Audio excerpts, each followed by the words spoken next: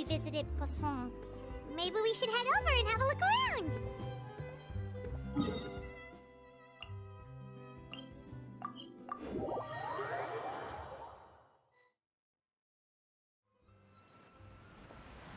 Hey, traveler. Paimon. Oh, Paimon knows that voice. Over here.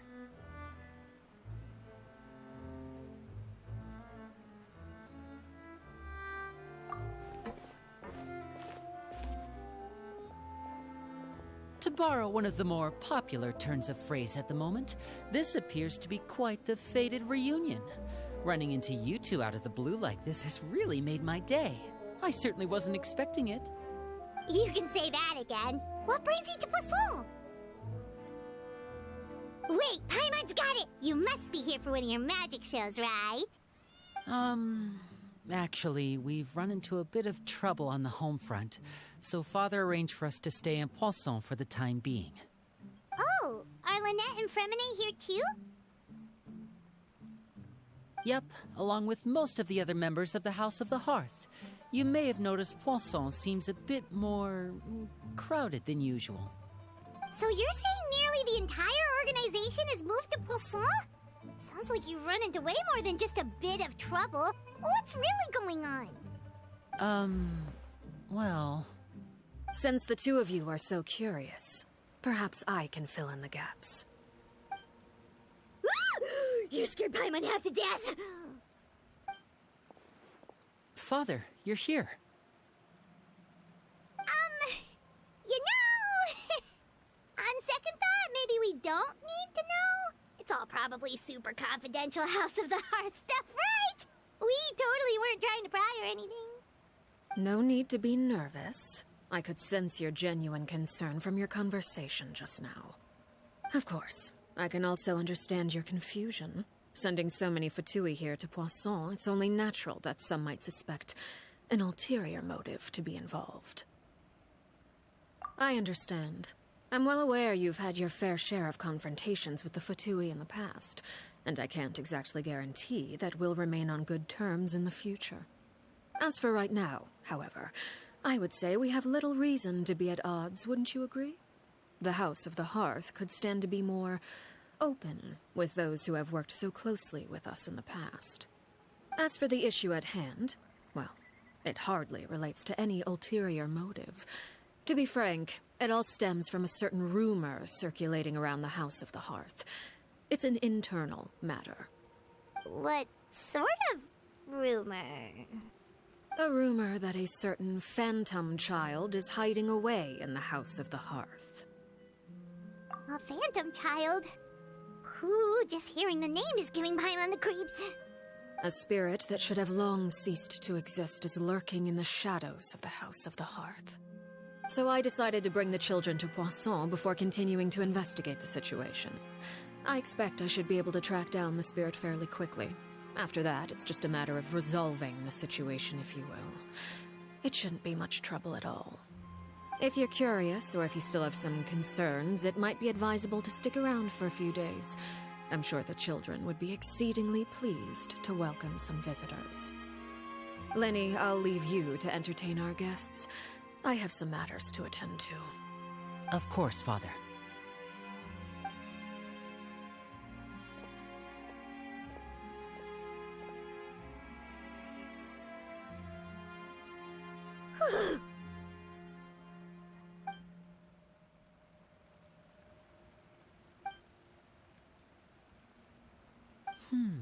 It has long been a dream of mine to invite you to our home and introduce you to my other siblings.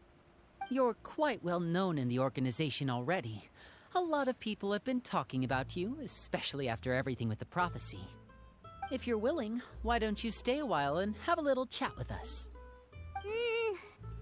Alright. We don't have anything else to do right now anyway. But let's be clear, we're just gonna be there as guests, okay? Don't get any funny... Oh, wait a second. For your guests, that probably means we'll be treated to lots of yummy food, right? Of course. During our stay in Poisson, we've been helping out the locals with some fishing. We bring in quite the bounty every day. In fact, today is the perfect chance for me to show you what I can do in the kitchen. Let's go. I'll take you to where we're staying.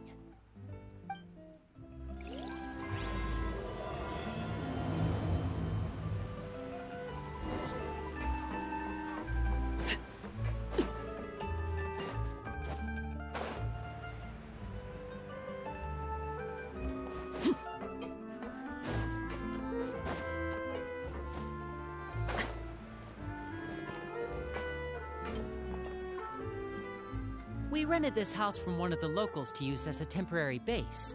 I'll come back later and tidy up a bit. After that, it should be all ready for you to stay in tonight. Awesome, thanks!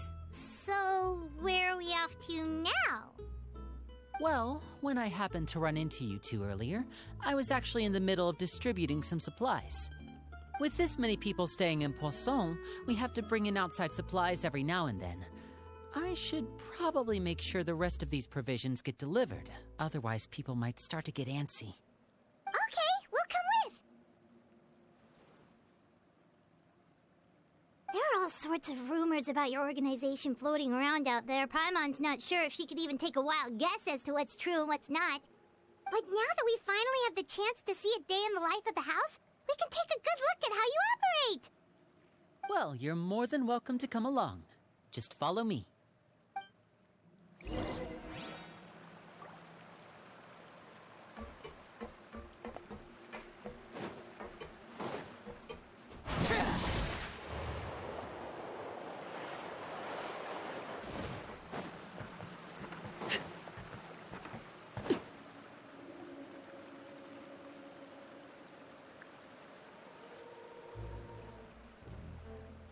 Linny!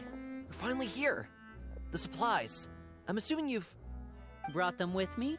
Yep, here you go. Hello? Something caught your eye? It's the Traveler in Paimon! No way! Come here, everyone! Hurry! The Traveler and Paimon are here!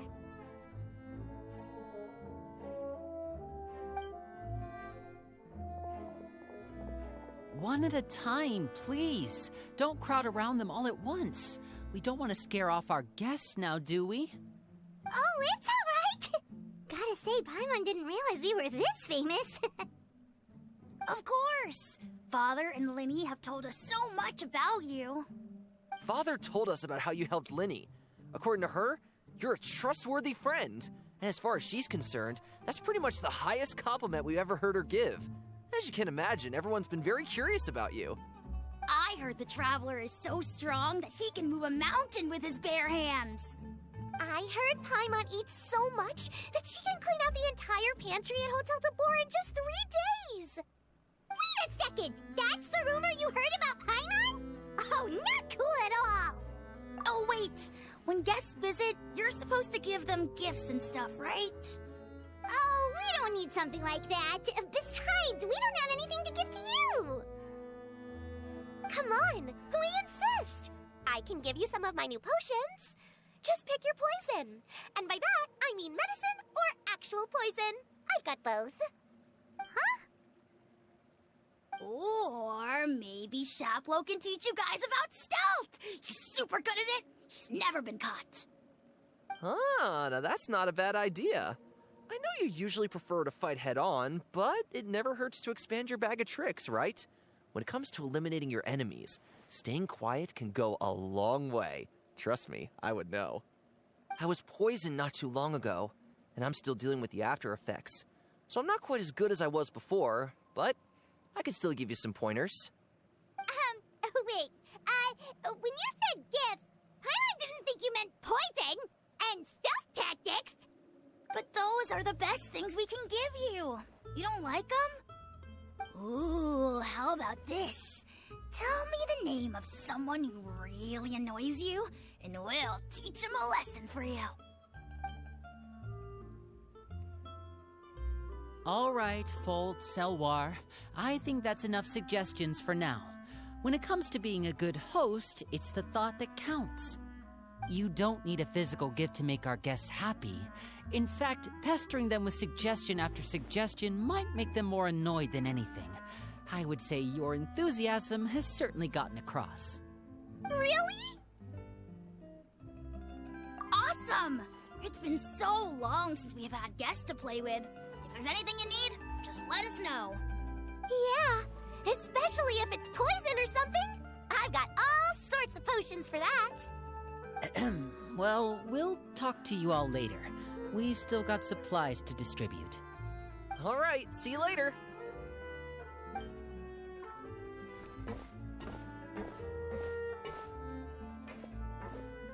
Bye!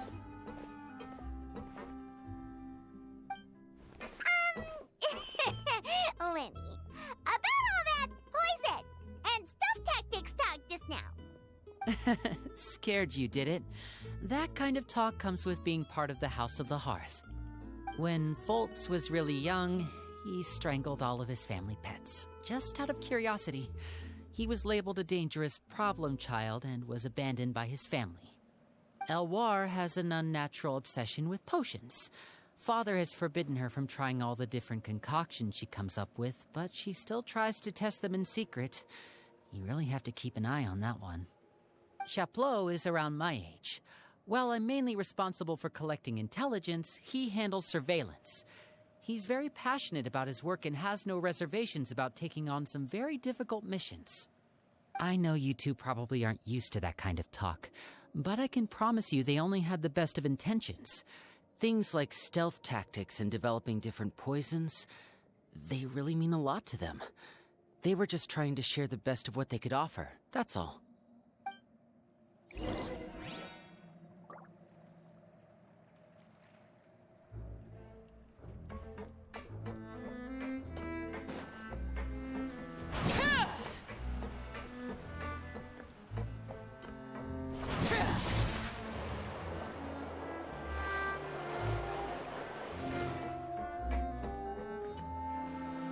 Filial, supplies are here. Thanks. And who are these two? Outsiders? Allow me to introduce you. This is the Traveler and Paimon. Oh, you're the famous duo I've been hearing so much about. It's nice to meet you. I heard you've traveled to all sorts of places. Is that true? Of course! We're making our way all across to that! Oh, good for you. You must be pretty familiar with Fontaine by now, then. Have you seen the new opera that started running recently? I think it's called... The 4,000 Thieves? Oh, this is the first we've heard of it. It seems like it's going to be fantastic. From what I've been able to tell from the posters, anyway. You should definitely check it out if you have the time. Oh, and there's The Blind Maiden, too. That one is supposed to have audience interaction. Seems pretty interesting. After this mission is over, I think I'll go get a manicure. Oh, maybe I should dye my hair. Wonder how much it'll cost. Is it just Paimon, or do these two seem much easier to get along with than the others? Looks like the House of the Hearth has some normal members after all. I heard that. Oh! Oops. I'm guessing you're referring to Foltz and the others? Yeah, we're definitely not all like them. I bet those crazies are practically foaming at the mouth right now. I'm sure they just can't wait to get back to Snezhnaya to carry out the plan. That's enough, Filial. Don't talk about family members behind their back, right? Whatever. Let's go. Guess this is goodbye then. If you ever have some time, we should go see the opera together.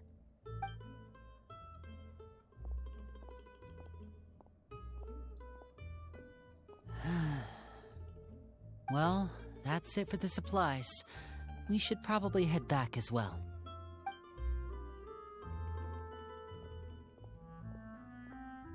Well, they didn't seem too happy with each other. Seems like there could be something more going on here. You're right. We're only here as guests after all. Oh, Linny's getting super far ahead. Come on, let's catch up.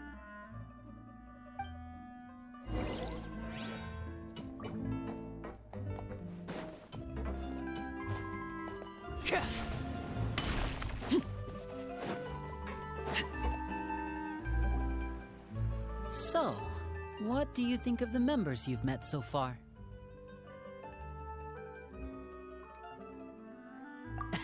Well, Father is always encouraging us to be strong-willed and independent. So if there's one thing we've got, it's people who aren't afraid to speak their mind. Well, I should probably get cooking. Wanna join? Of course! Then let's head out and... Fremine? What are you doing here? Well, Fremine! Nice to see you again! Oh, you too. I heard you're here as guests of House of the Hearth. Welcome. We were just going to make some food. Why don't you come along? I could use some help in the kitchen, and I seem to remember you mentioning you wanted to make seafood soup for the traveler in Paimon. Seafood soup? Oh, Paimon's drooling already. Were you looking for something just now, Fremine? Maybe I can help. It's nothing. I just wanted to see if there were any extra supplies. Yeah, we've got some left over. What do you need? Some food and water.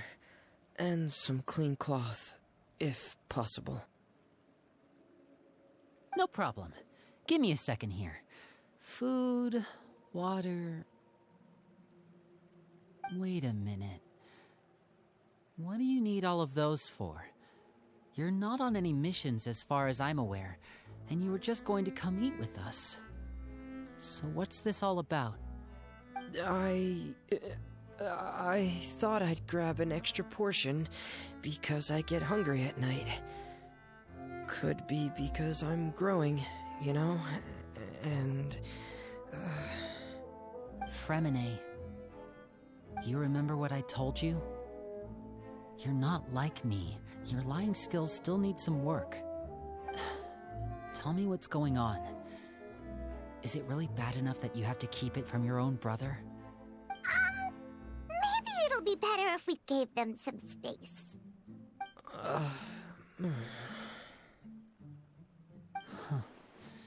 This is the first time I've seen that kind of look on your face. Whatever happened, does it have something to do with Father? Yes. Just follow me.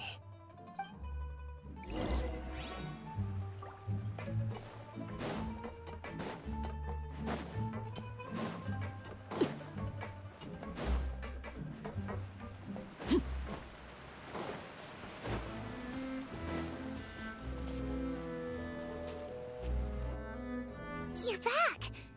Oh, and you've brought some friends with you this time. Hello, my name's Linny.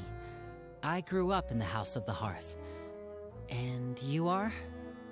Hi, Linny. I'm also a child of the House of the Hearth, just like you. You can call me Clairvy. Clairvy? It's nice to meet you. Does that name ring any bells, Linny? No, not at all. That's not a name we have on our roster, I'm sure of it. What I'm not sure of, though, is how she managed to sneak in. She must be the phantom child Father's been searching for. From the looks of it, I'm guessing you were the one that found her, Fremine. You, haven't told Father, have you? No, I haven't told anyone. I've just been keeping her hidden. For how long? About half a month now. So ever since we got to Poisson, then. Do you have any idea what you're doing? I know what I'm doing. Really? 'Cause from where I'm standing, it looks like you're hiding the very person Father has been trying to find. If Father finds out about this, everyone involved is going to be punished. You know the rules of the house, Fremine. I know you do. Father doesn't tolerate any form of betrayal. So why are you doing this? I've thought it through. And I just can't hand her over like that. Linny, don't you remember last year? Sheplo nearly died after getting poisoned during that one mission. He wasn't able to get back before the poison started taking effect, and not a single person was there to help him. That night, while I was sleeping, I heard a voice telling me to go save him. I opened my eyes, but I couldn't find the source of the voice. I thought maybe I was just hearing things, but I went to look for him anyway. Luckily, I got there with enough time to save his life. That feeling of being haunted, of hearing voices, it's happened many times in the House of the Hearth. I'm sure you've noticed. So what you're saying is, that was her? She was the one who spoke to you that night? Unless there are other spirits roaming around the House of the Hearth, I don't think there's any other possibility. If Clairvy were our enemy, it wouldn't matter whether she was a spirit or an actual child. I would have acted without a second thought, because that's what Father ordered us to do. But she's been living with us, helping us from the shadows all this time. I think that makes her family. I couldn't just hand her over to be dealt with. Not when there's so much we still don't know. So what's your plan then? You can't keep her here forever. Someone is bound to find out eventually. I haven't thought that far yet. I don't want to disobey an order from Father, but I also don't want to put Clairvy in danger. Come with me. There are a couple things I'd like to say to you in private.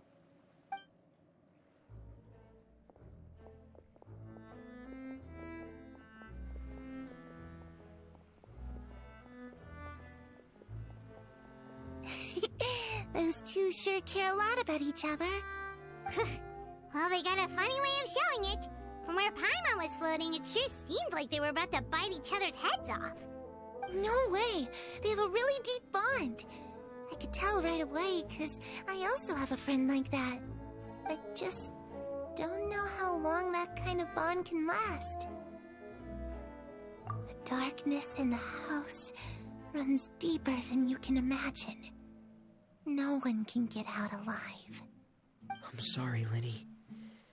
I really didn't mean to drag anyone else into this. Oh, really? You didn't mean to? 'Cause I, for one, wish you did. Huh? What do you mean? You know, when we were younger, you didn't call me Linny. You called me brother, just like Lynette. We grew up together, the three of us. We were all orphans, all rescued by Father. Of all the siblings in the House of the Hearth, I think our bond was the closest. Later on, when you started calling me Linny, I wasn't actually surprised. After all, Lynette and I are related by blood. We've had to depend on each other to survive long before we joined the house. Linny,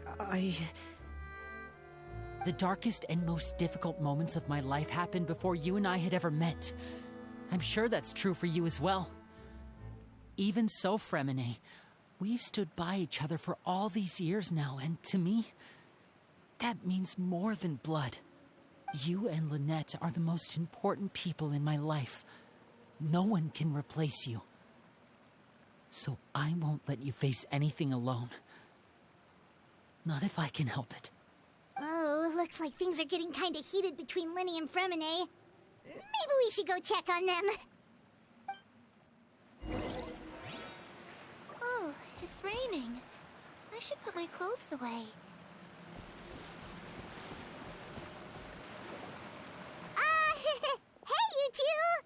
Hope we aren't interrupting anything. Like a fight, or... Oh, wait a minute, Fremine. You're not crying, are you? Is everything alright? everything's fine. Thanks for asking. Well, we're all friends here, right? We've been through so much together, so if there's anything we can do to help, just say the word. It's just a small family dispute. It's not something our guests should trouble themselves with. In fact, it might be better if your stay ended here. What traveler? When guests are around, families are often on their best behavior. And any disputes are less likely to escalate. That's what you're trying to say, isn't it? I... just... Thank you. I was really hoping to keep you out of it. But even if I could think of some other reason to turn you away, I'm not sure I could convince you. I know things could turn dangerous, so I promise you this. From now on, I'll protect you like my life depends on it. Me too. Well, back to the matter at hand then. If we don't plan on handing Clairvy over to Father, then our only other option is to solve the mystery of her identity before Father is able to track her down. That means finding out where she came from and what she's doing here. Then we can send her on her merry way and pretend like none of this ever happened. I've tried that already. And? And... nothing. I tried taking her somewhere really far away, but... after some time, she just reappeared. She even came with us all the way to Poisson. It seems like wherever the house is, she follows. I don't know much about spirits. Do you two have any ideas? Let's see here. Paimon remembers hearing something like, if you fulfill a spirit's last wish before they died, they'll let go of whatever's keeping them here and return to the ley lines. Oh, it's just that Paimon doesn't really remember where she heard that, so it's not guaranteed to work or anything. Well, sounds like it's worth a shot. Guess that means we should go ask her about her wish. But first, Fremine, I need you to promise me something. What is it? I need you to promise me that this will stay between the two of us. We're the masterminds behind this whole thing. No one else gets involved. Can you do that for me? Of course. I promise. All right. Then let's seal the promise just like when we were kids. Fist bump on 3. Ready? 1, 2, 3. I swear.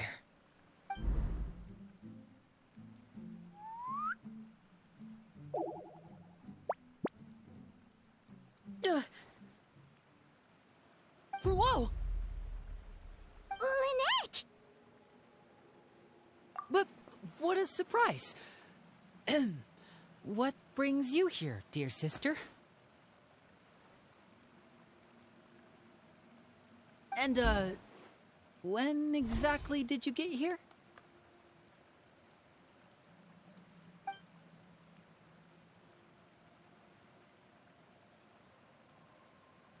You're an idiot, brother. And you too, Fremine.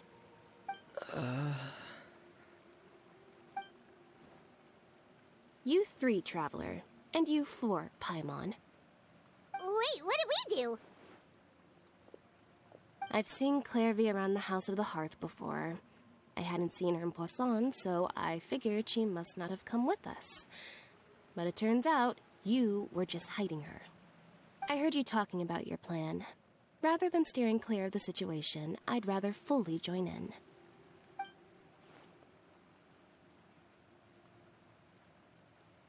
If you don't agree, I'll have no choice but to report everything back to Father. Simple as that. You're not giving us much wiggle room here, Lynette. Well, I guess we're all in this together then. After we talk to Clairvy, we'll figure out our next move. There's no time to lose. Let's go.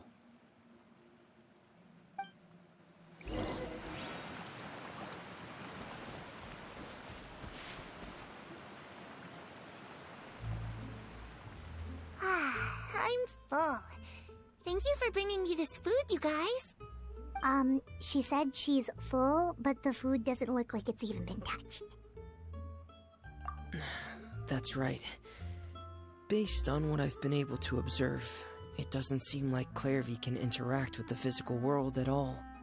Still, when she's presented with food, she'll always linger around it for a good little while. Maybe, in her mind, she really is eating those things. Does she know that she has already passed away? I've tried to ask her, but she didn't answer. My guess is that she's just as confused as we are. Or maybe she couldn't understand the question at all. Clairvy, if you've got some time, I'd like to ask you a few questions. Sure. Oh, another new friend.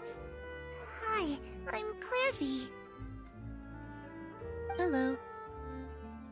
Clairvy, how did you join the House of the Hearth?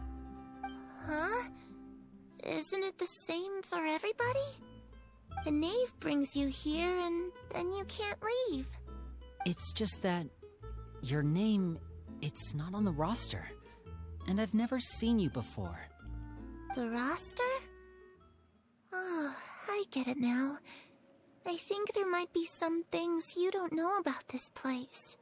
The people in charge, they're not as nice as they look. They say they keep a roster, but it's not complete. There are a lot of people who aren't on it, and never will be. In this house, some people are family, and other people are just test subjects. Those kinds of people aren't ever going to get a place on the roster, unless it's the roster of people who've been executed. Wait, does that mean the knave... She... Is there anyone that can vouch for you? Perry, she's my best friend. She's the only one I trust in this place. Have either of you heard of that name before? No. Me neither. Clairvy, Perry. Neither of those names are on the roster. But it seems like she's telling the truth. Either that, or this kid's already got a bag of tricks bigger than mine. Maybe we should try a different approach. Clairvy, do you have a wish? A wish? It can be anything you want. Just imagine. It's your birthday, you're blowing out the candles, and your wish is...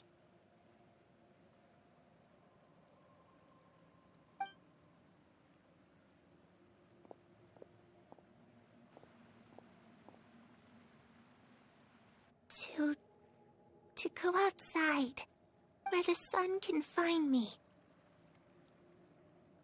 That's... it? Well, that sounds easy enough. The darkness in the house runs deeper than you can imagine. No one can get out alive.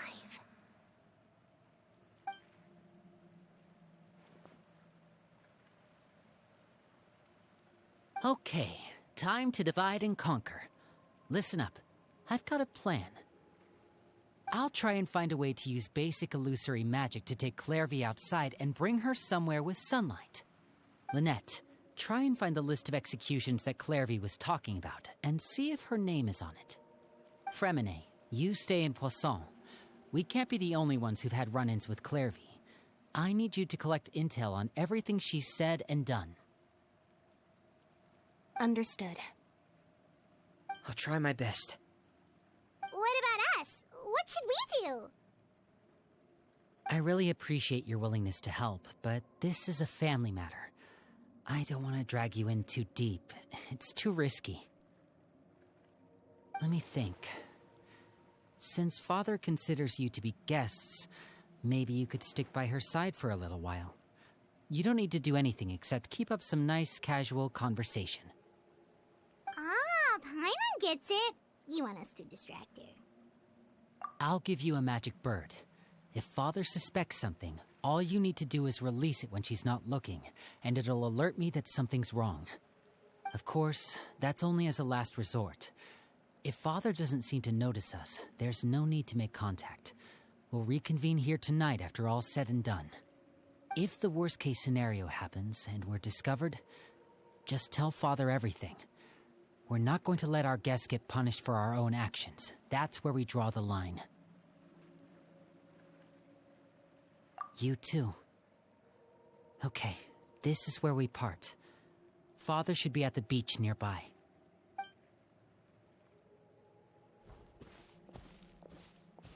I really hope this goes well. No, it has to go well. That's the only way this can get resolved.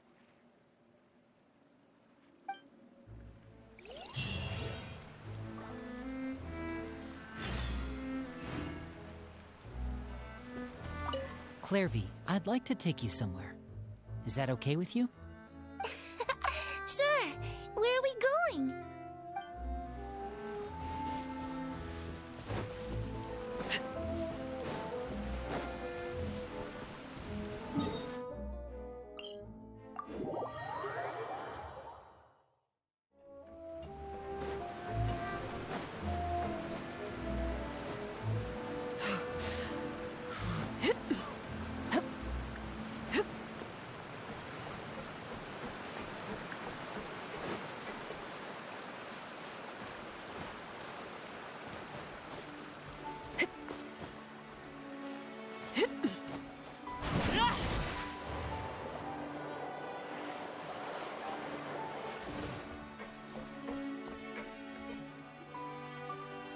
It's the knave and child. Hey, aren't you supposed to be in Snezhnaya recuperating? What are you still doing in Fontaine?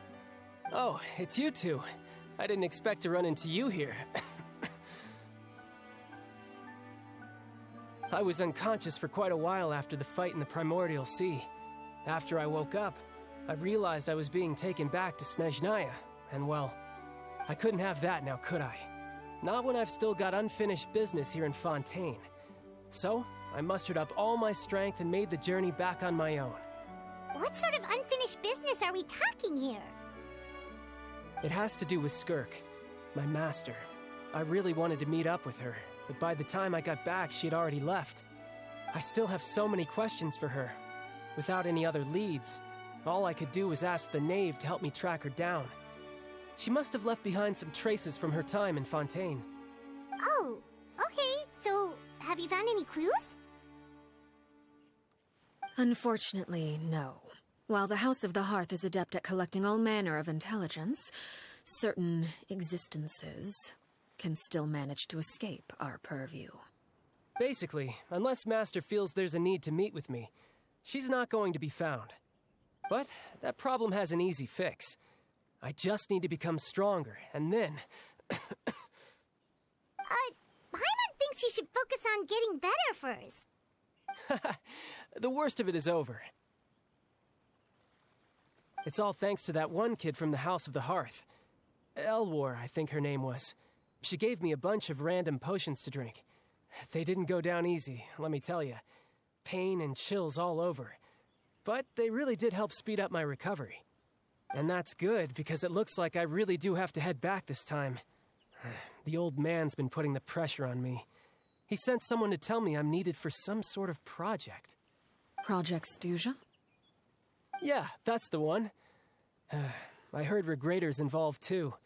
I'm not looking forward to having to listen to all his monologuing, that's for sure.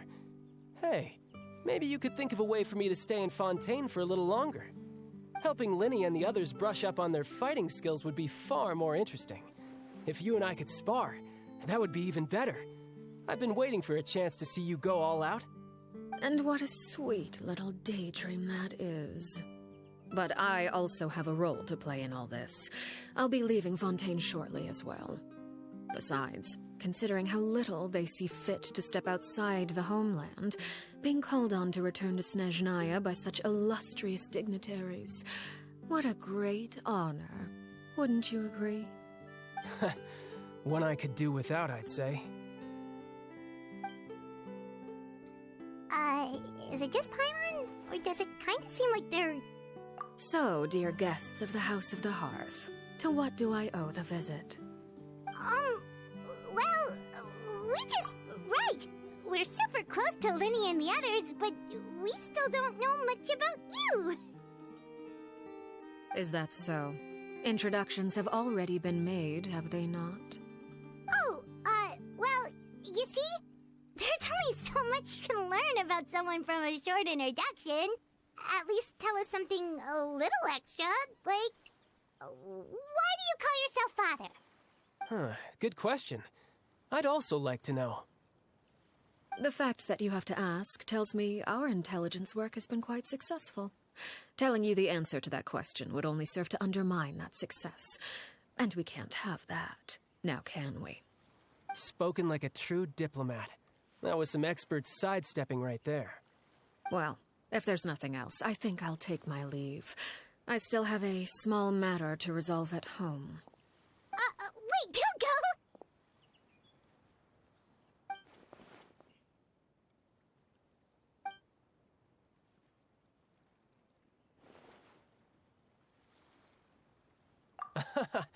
I'd also like to hear the answer to this. I've met some of the members of your organization, and they all seemed like really good kids. They actually reminded me of Tonya and Tusser. Which, by the way, if you ever betray them, I'm just letting you know, I won't let you off easy. And why would I betray them? Well, you've already betrayed the House of the Hearth once, haven't you? At least, that's what I heard.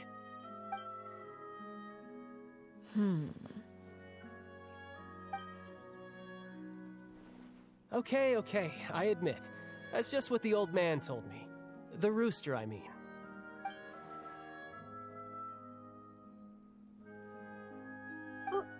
Wait, did you really do something bad to those kids? Never mind what I've done. I'm more curious as to what the mighty rooster had to say. Care to enlighten me? Well, nothing much. Just some stuff about you taking out many other members of the House of the Hearth, and even going so far to attack your own family. I see. Oh, based on your reaction, I'm guessing it's all a bunch of lies. Hardly. I don't appreciate his particular turns of phrase, but I suppose he didn't say anything untrue. Although, it would be more accurate to say that there is a certain level of prejudice involved, but I don't intend to clear that up just yet. Prejudice has a funny way of concealing the real truth behind certain things, an attribute that I find to be quite advantageous.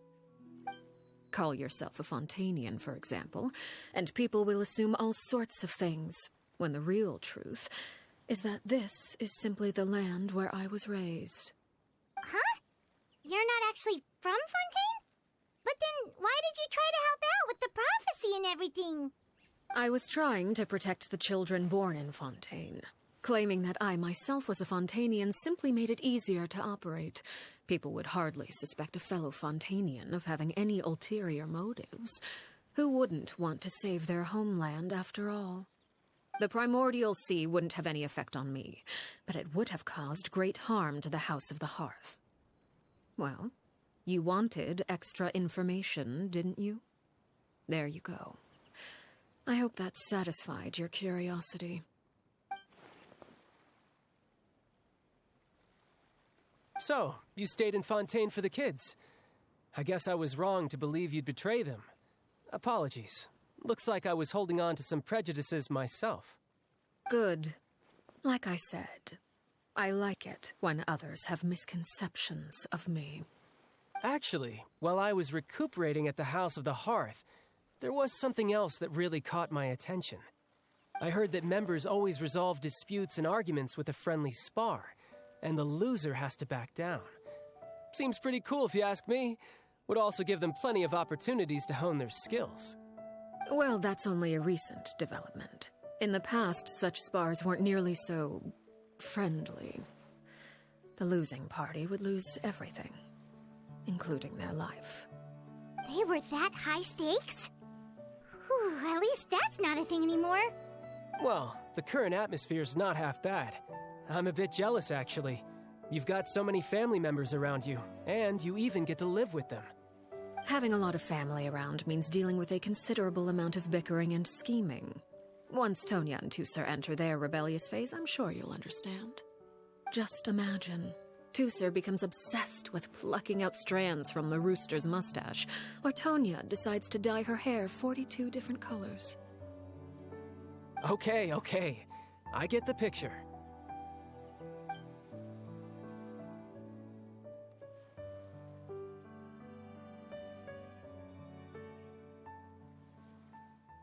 Well, would you look at the time? I should probably get going. Traveler, Paimon, I'm not sure where our paths will cross next, but the next time we run into each other, we should definitely try and find some time to spar. Again, maybe this is a conversation we can have when you look less like you're gonna keel over. All right. Well, thanks for everything, Arlecchino. No thanks necessary. You also played a part in obtaining the Gnosis. I would say we can call ourselves even. I like the sound of that. Well, I'm off. See you all some other time. We should probably get going too. Do you want to head back with us? Oh? You want me to leave so soon? Oh, well, you see, I'm rather enjoying the evening breeze. If you don't mind, I think I'll stick around for a bit. I have some things to think about. Apologies for not attending to you like a proper host. Please forgive this slight. I do hope you'll have a pleasant stay. We managed to keep her distracted until nightfall. Good thing Child was there to keep the conversation going. You don't think she suspected anything, do you? Oh, I wonder if Liddy ran into any issues. Let's hurry back and see how everything went. Oh? You decided to stay a little longer? Let's take in the ocean view together, then.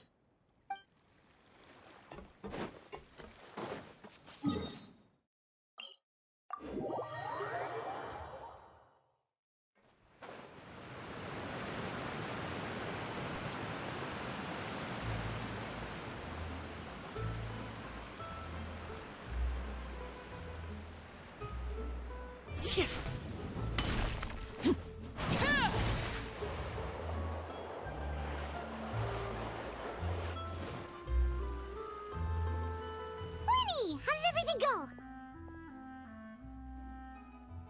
Well, long story short, we ran into a small issue. Clairvy can't go into the sunlight. Everything was fine at first. She followed me up to the surface just like I told her.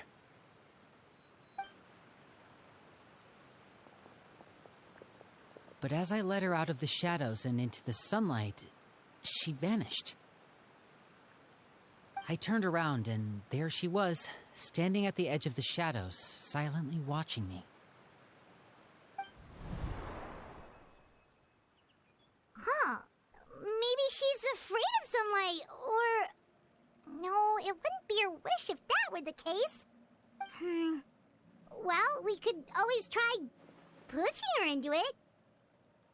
Oh, true. I've pretty much tried it all already. Nothing worked. Eventually, the sun went down, so all I could do was bring her back here. How did it go with you, Lynette? Good. I've got the list. It's right here. Really? Well, what are we waiting for? Let's take a look!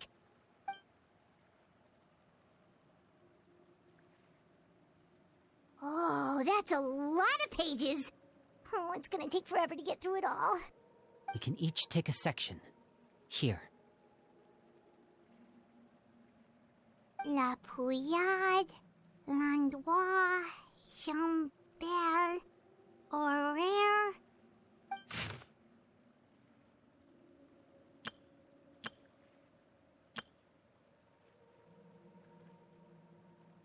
Oh, yikes. That Horaire guy has a huge scar on his face. He's kinda giving Paimon the creeps. I've met him before. The scar is from an injury he received during a mission. I still remember him joking with me about it. He said any future lover would take one look at him and then lose all interest. Did he say anything else? Well, I asked if there was someone he was interested in. He said no, and that's where our conversation ended. It was only later that I learned he really did have someone he liked. He risked everything to escape so he could be with her, but it didn't work.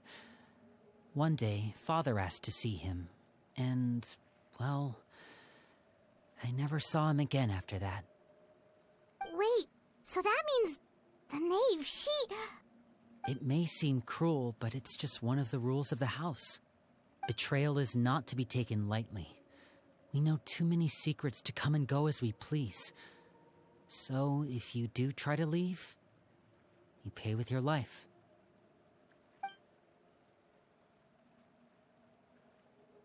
Her name's not here, huh? Well, that's not too surprising. It doesn't seem like this list is complete. It only contains records dating back around 5 years. Let's shift our attention then. Fremine, were you able to find anything out? Fremine. Sorry. I was thinking about something. I managed to talk to quite a few people, but I couldn't help but notice that the atmosphere in the house was a little... strange. Strange? Yeah, I mean, I know there have been arguments in the past, times when people haven't gotten along. Chaplot and Filiol are a good example of that. Oh, those are two of the people that we met while delivering supplies. Paimon can see how they might not get along. They had very different vibes, and their, interests seem to be pretty different as well. That's to be expected, actually. Father brought us all here, shared her knowledge with us, taught us how to fight. That's one thing we all share. But that's also where the similarities end. Not all of us feel the same desire to stay here. As members of the House of the Hearth, we're also considered part of the Fatui. And to a lot of people, that's an identity they never asked for. Certain members get older and realize they want something else for themselves. But considering the rules of the house, most people would never say that out loud.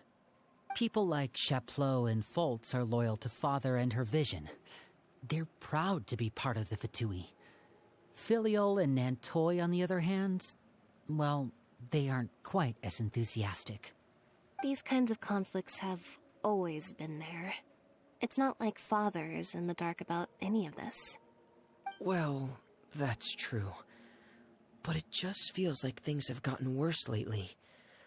Filiol and the others, it seemed like they were meeting in secret to talk about something. I can't say for sure, but I think they've met Clairvy. You think she's been inciting them to act out? No, not exactly. But I wouldn't be surprised if she said something to them about the darkness in the house and how deep it runs. She's told me about it before. Experiments being run on children. People being used as pawns on the battlefield without so much as the strength to survive. And they just believed all that? Without any evidence? Clairvy's words probably gave them the excuse they were looking for. Whether they actually believe them to be true is secondary. This is all because of Project Stuja, isn't it? Whoa. Hold on a second. What's this Project Stuja all about, huh? This is the second time it's come up now. Sorry, but I'm not sure of the details either. I only know what Father has told us, which is that it's something the Rooster and Regrator have been working on together. Apparently, it has to do with the Fatui's strategic plan for the future. Because the House of the Hearth was so successful in obtaining the Gnosis, we now have the honor of playing a key role in Project Stuja. Wait, but isn't that a good thing? Key role is just another way of saying dangerous role. To us, the whole thing is an inconvenience. Father thinks so too, but she's in no position to refuse. Their plan isn't exactly unreasonable, and they've been funneling the house a lot of funding. It's just that We'll lose a lot of members in the process. Participating in the plan, it's an honor in name only. What they're really trying to do is subdue us. The existence of an intelligence organization outside their control makes them feel uneasy.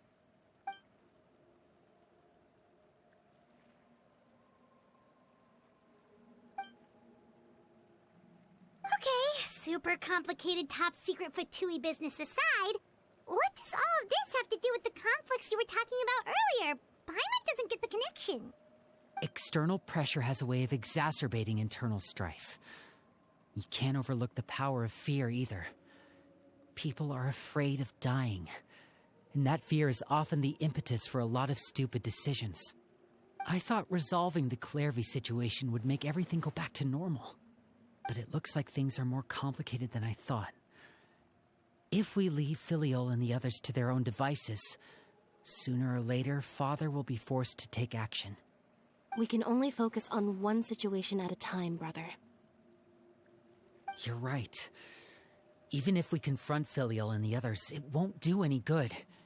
It might even make matters worse. We should focus on Clairvy for now. Well, it's getting late. We should head back and get some rest. We'll try again first thing tomorrow. Lynette, you stick with me this time. Fremine, keep a close eye on Filial and the others. Make sure they don't do anything they'll regret. Good work today, everyone. Have a good night, and I'll see you tomorrow.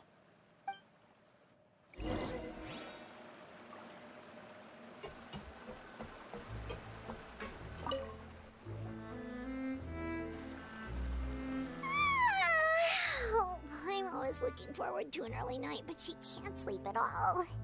Hey, you don't think the knave will be too angry with Linny and everyone if she finds out about all this, do you? She's even scary when she smiles. If she were to actually get angry... Ooh, you have to protect Paimon if that happens, okay, Traveler? Trust is ever, Traveler. Look! Look over there!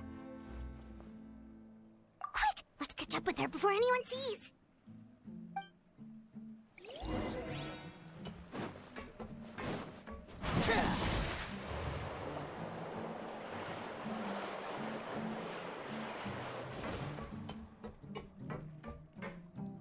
Over there!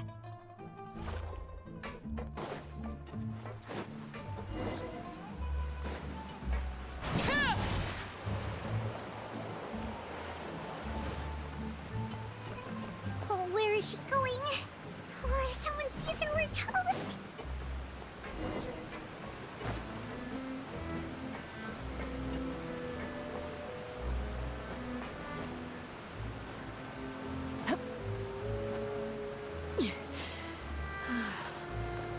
Oh, look!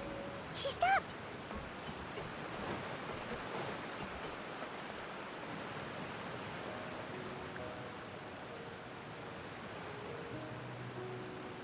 Clairvy! Shh! I opened the window while no one was looking. Look how pretty the outside is. If only I could have more than this. You probably think I'm being silly, huh? All this hopeless resisting? It's better to dream of what I could have than try to make it a reality, right? Please, help us get on the same page here, Clary. We need you to tell us what you know. Can you do that? Sure. Although, after you hear all this, I think you might regret that decision. Everyone in this family is nothing more than a tool. Something to be used and exploited. We're all expendable. Including me. As long as you're useful, you get to stick around. Lose your value. You're handed over to the doctor, experimented on, and given a fate worse than death. I've seen it happen again and again, and I've had enough. You're saying the knave did all that? It's just that doesn't seem like something she would do. She's scary and all, but it seems like even she has lines she wouldn't cross. I knew you wouldn't believe me. Everyone thinks she's a good person. They all think of her like a real mother. Mother? But she doesn't deserve that title. She's disgraced it and tarnished it. And if I had things my way, I'd never see her again. If only Perry were here, she'd understand. Perry. There's that name again. Also, Paimon's getting a strange feeling. It almost feels like she's not really here with us. Paimon can't tell if she's actually talking to us or if she's mistaken us for someone else. Well, in any case, it seems like she really needs someone to talk to. We should keep her company for a little longer. She looks so young. But it seems like she's been through a lot. It's getting windy. I should close the window. Ooh, look at the moon. Isn't it pretty? Hey, wanna hear a secret?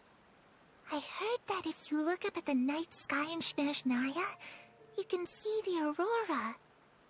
Perry and I promised each other that once we're older, we're gonna go see it together. But I can't find her. I'm worried she's also been... No, that wouldn't happen to her. She's special. Mother likes her a lot. I should really go talk to Mother, but we just fought. She doesn't want to see me, and I'm too scared to face her. What should I do?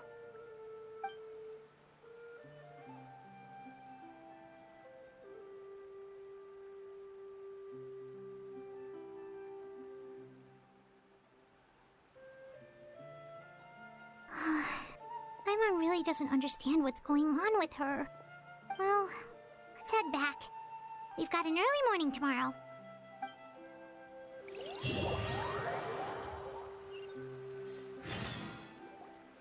All right, looks like we're all here. Let's go ahead with the plan. Oh? What is it? What makes you ask that? Well, we kinda ran into Clairview last night, and that's what she told us. We met the doctor back in Sumeru. He's super dangerous, and he's done all sorts of bad things. It's possible that Father and the Doctor have had certain dealings, but I don't think Father would work with him. We're not really on the same side, so there's not a lot of trust between them. That doesn't exactly set the stage for a successful partnership. I did hear, though, that when Father first became a Harbinger, the Doctor offered to work with the House of the Hearth. Father rejected most of his proposals, except for one. It had to do with some sort of secret experiment. Secret experiment? Could that be what Clairview was talking about? I don't think so. I don't know any details about the experiment itself, but I do know it's an entirely independent operation. The Doctor only proposed a direction for the research. That was the extent of his involvement. I still don't think that counts as working together. The details of the experiment are confidential, but complete records are kept on all participants. That doesn't seem to be the case with the situation Clairview referred to. I know you don't agree with some of the Fatui's methods, and I'm not asking you to. But I am asking you to trust us on this. The House of the Hearth has its own principles. There are certain lines we're not willing to cross. Alright, that's good to hear at least. Clairview seems to think the Knave and the Doctor worked together to do something horrible. If that turned out to be true, Paimon doesn't know how we would even face you guys. It's just that it doesn't seem like Clairview is lying either. The easiest thing to do would be just ask the Knave directly, but Paimon doesn't think she'd tell us. Father didn't come back last night. She's probably still near the shore. We'll be counting on you to distract her. Lynette, you're with me. Fremine, you know what to do. Be on your guard, everyone. All right, let's get to it.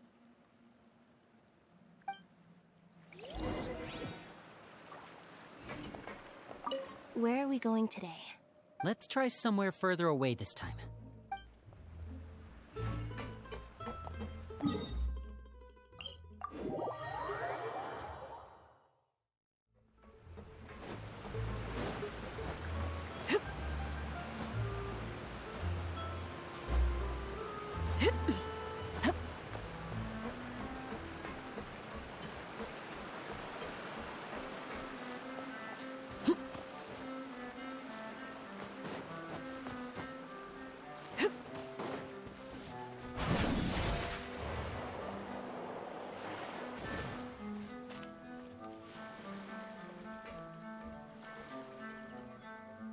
Ah, it's you two again. I must say, you look a bit pale. Did you have trouble sleeping last night? A little. Perhaps if you had less on your mind, you'd be able to absolve yourself of such troubles. So what are you planning to do now? Catch up on some sleep? Or should I give you some time to rack your brain for a topic to discuss before I ask any questions? Although I must profess to being curious. Without Child here, how do you plan on distracting me? Us? Distract you? A good one. But no, we were just here for a chat. Looks like you could have used some extra time to think. No matter. If you don't have any other plans, why don't you accompany me somewhere? Don't worry. I'll be sure to steer clear of any scheming children. The ocean breeze is sure nice today. Children always think they can hide things from the grown-ups. But nothing gets past me. Least of all a little scheming. I think I'll let them have at it for a little longer. I can be very patient. Well, I'll leave you to think things over. If you're so inclined, meet me outside the Palais Mermonia. Good things come to children who do as they're told. So I do hope you decide to tag along. If only for your friends' sakes. What should we do? She clearly knows about everything we've been doing, and Paimon doesn't think it'd be a stretch to say she was threatening us just now.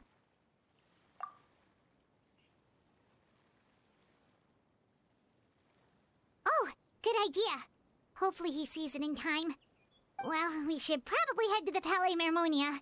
Paimon doesn't want to find out what happens if we don't show up. Based on what the knave was saying just now, it sure didn't seem like it'd be anything good. Okay, then we probably shouldn't keep her waiting. It seems like Linny and the others are on thin ice, so let's do our best to not get them in any more trouble.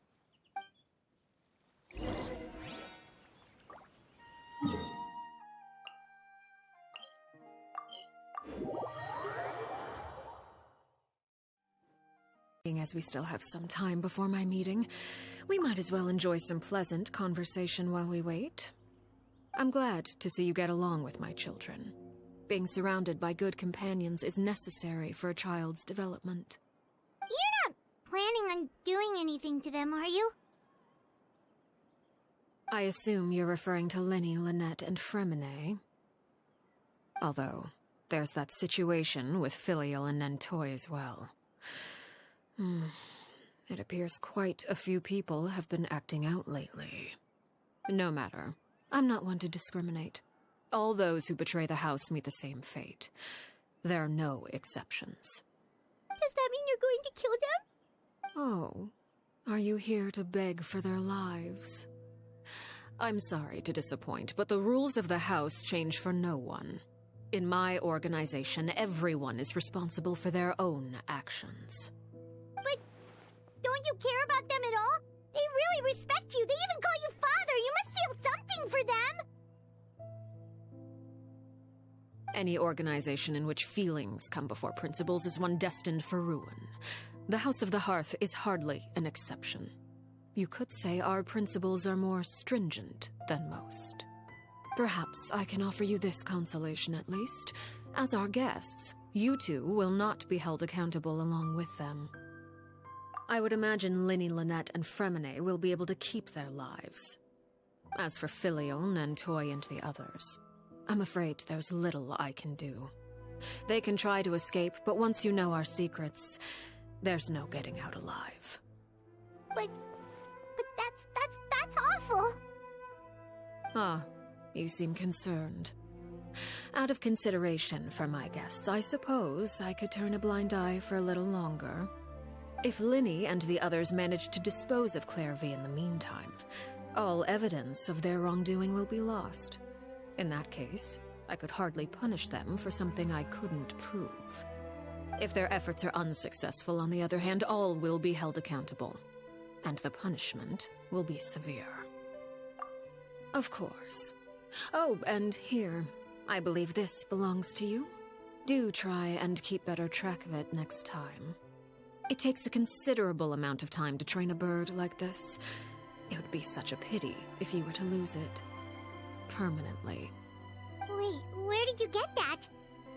Well, I'm afraid that's all the time we have to chat. Now, for the matter at hand. I asked you to meet me here because I have business at the Palais Mermonia. It has nothing to do with you, but I think it would be prudent for you to stick by my side for the time being. There will always be time later to run off and tell Linny what you've learned. Well, time to go. Looks like we wrapped things up just in time.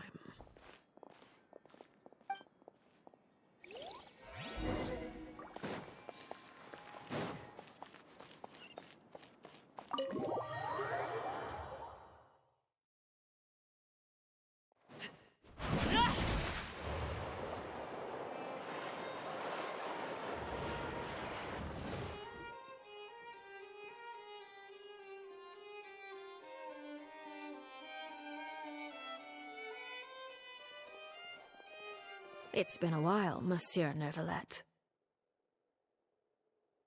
I must say, I wasn't expecting my meeting request to be approved quite so quickly.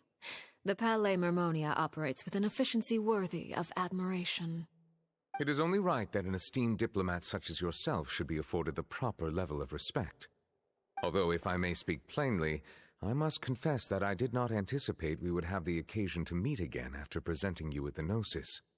I see you brought the Traveler and Paimon with you as well. If I may inquire as to the purpose of your visit. I'll be departing Fontaine shortly. There is, however, an outstanding matter that I would like to see resolved before I go. It requires a rather lengthy explanation, I'm afraid. So I took the liberty of explaining everything in this proposal. Please review it at your leisure, Monsieur Neuvillette.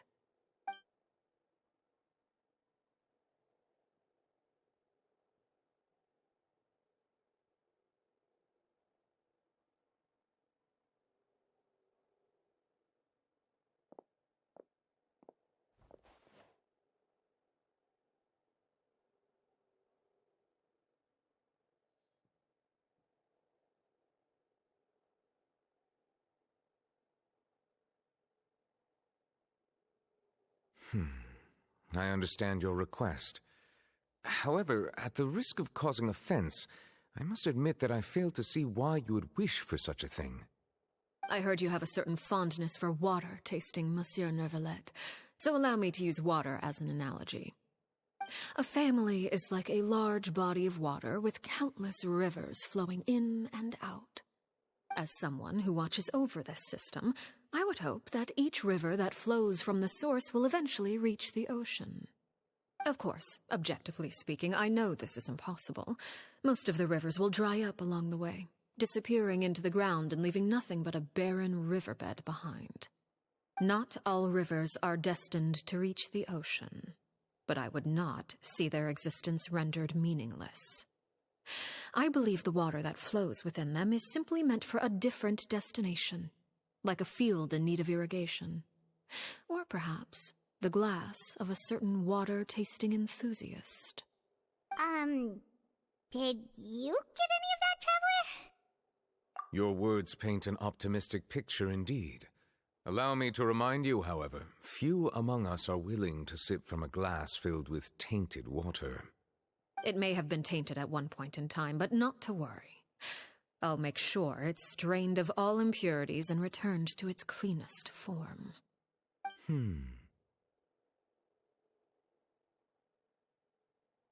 I seem to recall there being a transactional aspect to your proposal. Perhaps you could expound on that? If you accept my proposal, Monsieur Neuvillette, I will gradually withdraw my forces from Fontaine.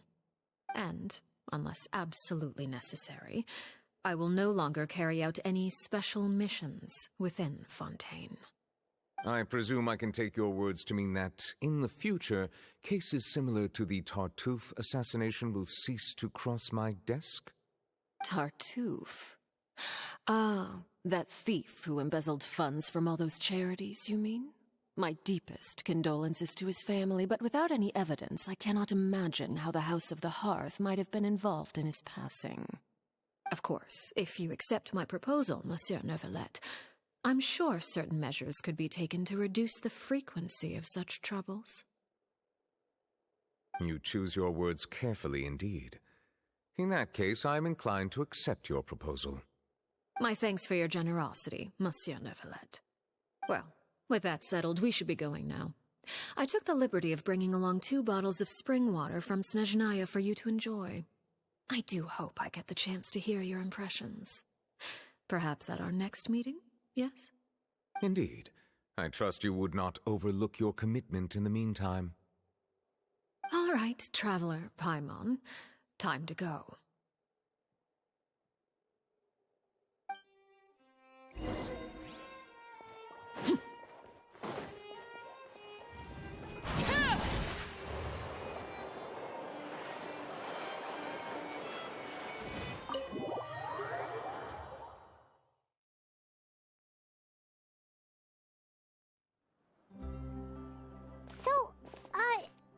What exactly were you talking about back there? Paimon only heard you mention some rivers, a large body of water, and then some kind of irrigation scheme. You really want to know? I would imagine there might be more pressing concerns at the moment. Winnie, Paimon really hopes everything's going okay. Oh, Paimon recognizes that look. You've got your thinking cap on, don't you, Traveler?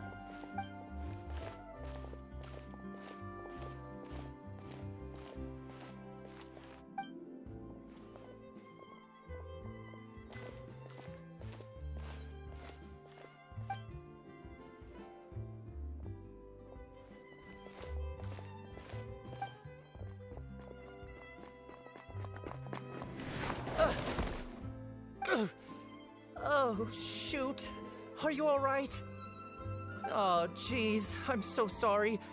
I was so focused on selling these papers, I wasn't looking where I was going. Well, let me make it up to you at least. Here, take this paper. On the house. Oh, you don't have to give us anything. Please, I want to. It's not like I'm short on supply. All the extras will be useless come tomorrow anyway. It's my fault, really.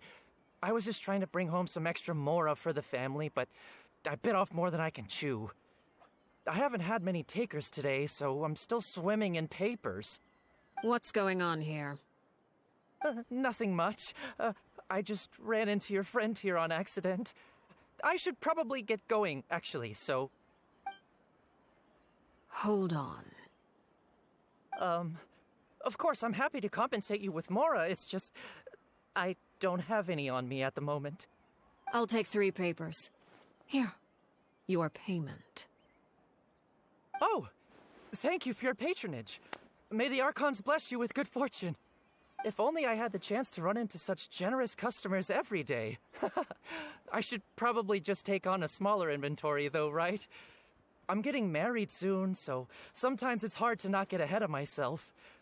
Anyway, I should head out. Goodbye! Well, now that my affairs are settled, we should take the boat back to Poisson. We've even acquired some light reading to enjoy along the way. Actually, why don't we stick around for a little longer? Paimon just realized how hungry she is. She can't head back to Poisson on an empty stomach.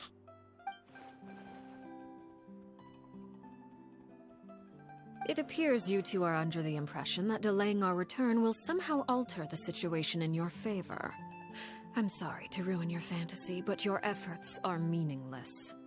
That being said, I could be persuaded to give Linny some extra time.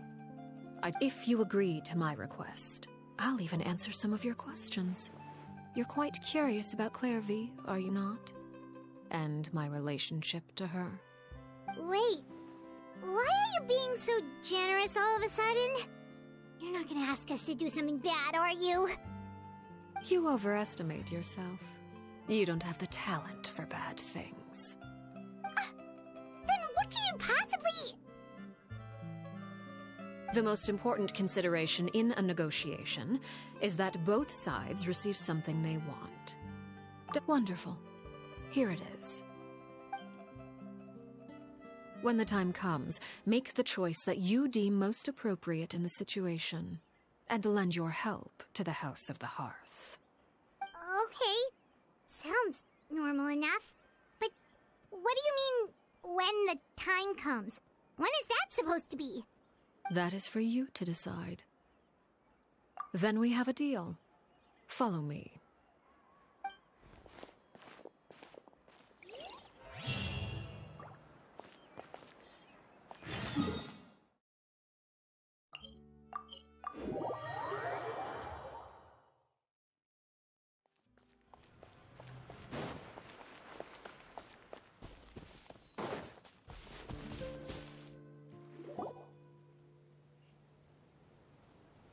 What is this place?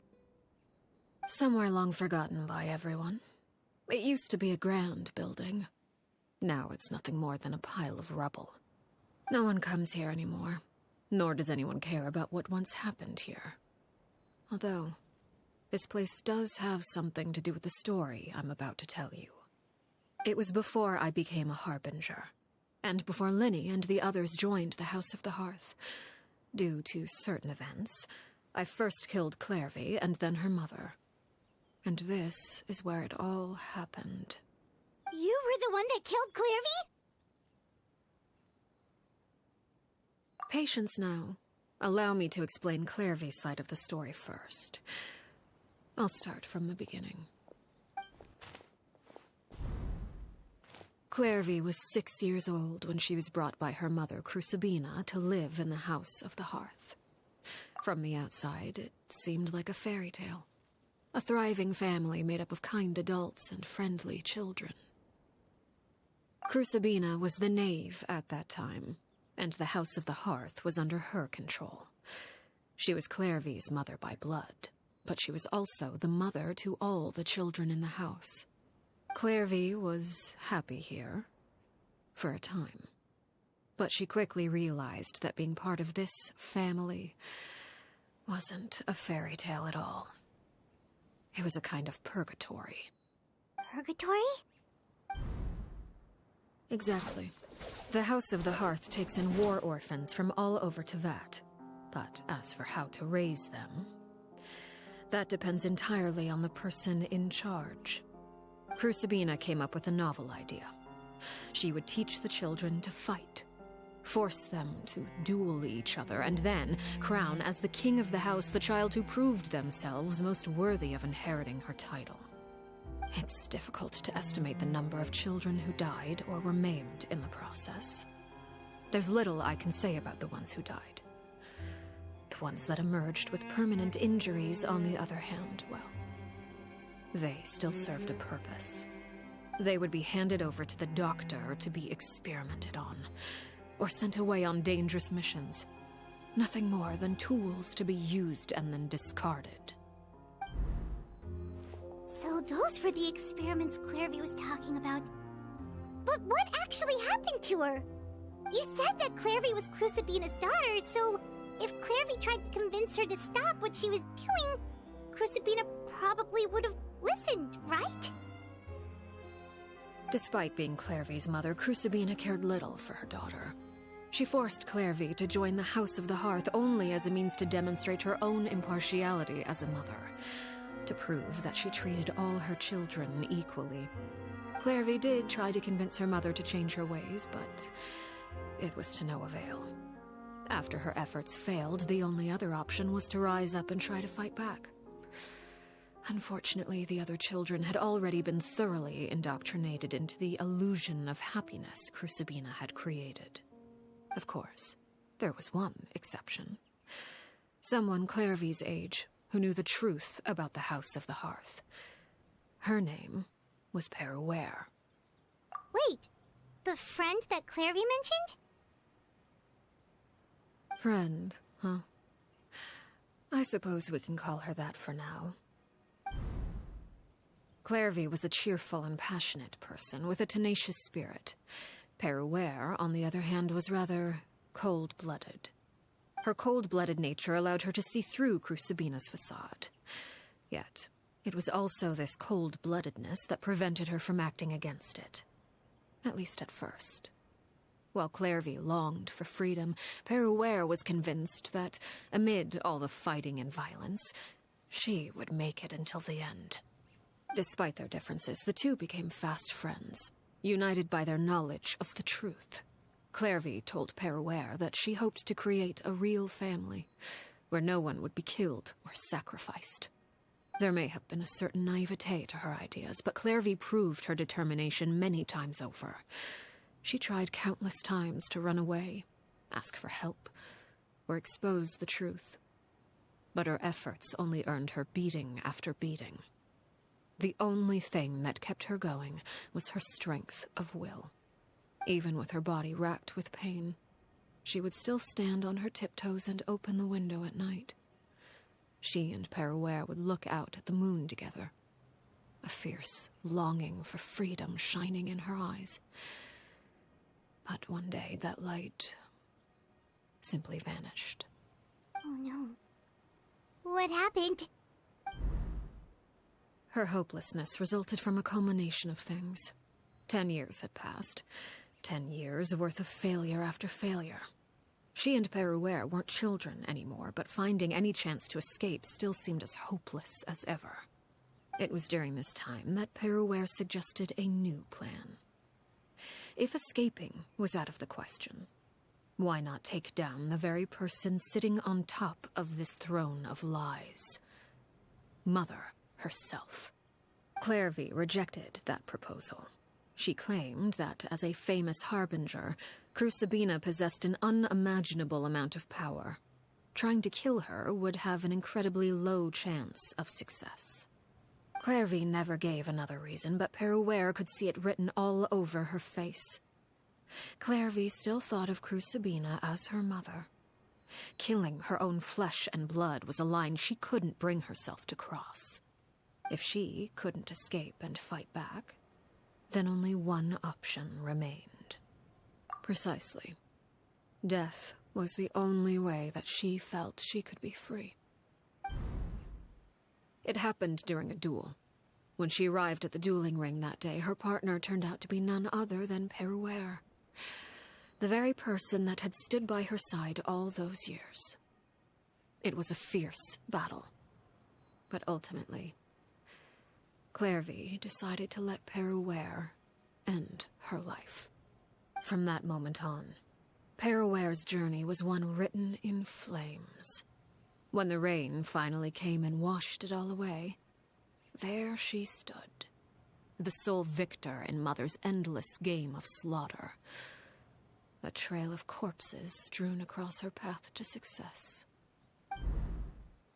It was the very result she had predicted 10 years prior. Even then, she believed she would make it until the end. She wasn't surprised by the fact that she emerged as Mother's undisputed heir. Rather, her success left her with an inexplicable sense of restlessness. She was unsettled. And there was only one thing that could quell that sensation. Perhaps you two would like to take a guess as to what it was? Crucibina, you mean? But... Correct. This is the place where Peruere killed her best friend. A mere year later, this is also the place where she fought tooth and nail to kill the mother they shared. The moment she acted, any conception of what was right or wrong ceased to matter. It's one of the principles of the house. Only those who survive get to write the rules. Peruere won the battle and became a harbinger herself, after which Her Majesty, the Tsaritsa, bestowed upon her a new name. Arlecchino. So the Perry Clairvy was talking about... It was you all along. You're Peruere. Arlecchino is just a name you got later. I left that name behind long ago. I must say, hearing it now does bring back memories. After I defeated Crucibina, the moniker of Mother died with her. I chose to forego the title she called herself and even chose to give up my own name. I rebuilt the House of the Hearth under a new identity. Not only as Arlecchino, but as father. And that is where the story ends. Any more Yeah. Based on what you just told us, Clairvy wasn't a little kid when she was killed. So the Clairvy we met... Was she really a spirit at all? I suppose you could call her an illusion born of flame. Her existence is like ashes to a fire. Something left over in the wake of blaze and ruin. You see, a certain power runs through my veins. It's not unlike a curse. My flames leave behind shadows of anything they consume. Of course, the chances of those shadows morphing into a sentient entity are exceedingly slim. Clairvy is a very special case. Clairvy died when she was 16 years old, but what emerged from the flames was her 6-year-old self. Her appearance wasn't the only thing affected. Most of her memories were lost to the blaze as well. Memory is a mysterious thing indeed. Losing a portion of your memories will alter your sense of self. Lose 10 years' worth, however, and it would be like living in the past. Like returning to a version of yourself that never grew up. No wonder Paimon got such a weird feeling when we were talking to her. Perhaps I should put it this way. Clairvy is someone trapped in time. It may seem like she exists with us in the present, but she truly lives in the confines of her own past. So if all of that is true, then you must have known about Clairvy for a long time. Indeed. She's a rather volatile and unstable entity. Sometimes she would look after the children. She's even saved some of their lives. But other times, she would hide from me and become obsessed with revealing the truth about the house to anyone who will listen. Shadows don't have the capacity to learn or grow. Any new information they encounter is quickly forgotten over time.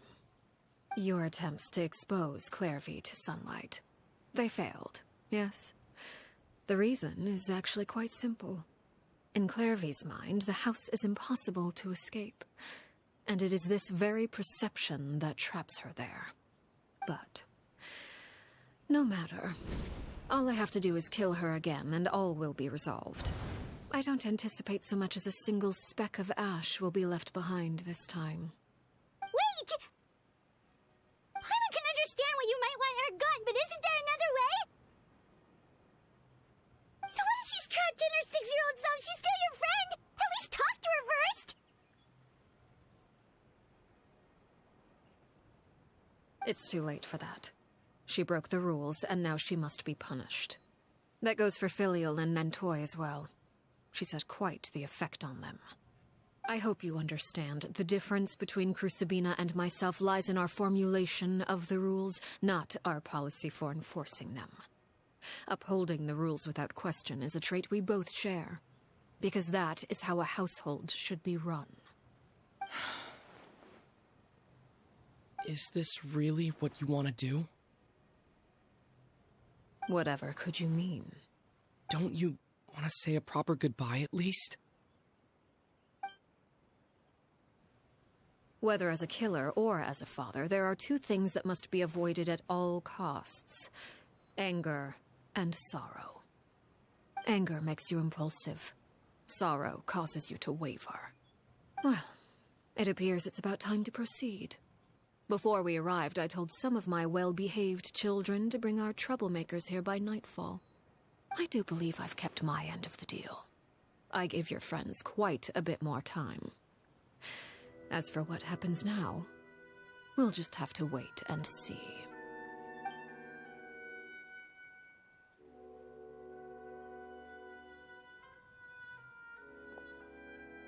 Here they are, Father. You gonna execute him? Seeing something like that would actually be a first for me. Lenny! I'm sorry. I heard about how you helped buy us more time. But I still failed. I couldn't find a way to fulfill her wish. Huh? Are you... Perry? Indeed, it's been a while, Clairvy. Perry! Shh. Stay right there. I'm sorry to postpone our reunion, but first I believe certain scores need settling.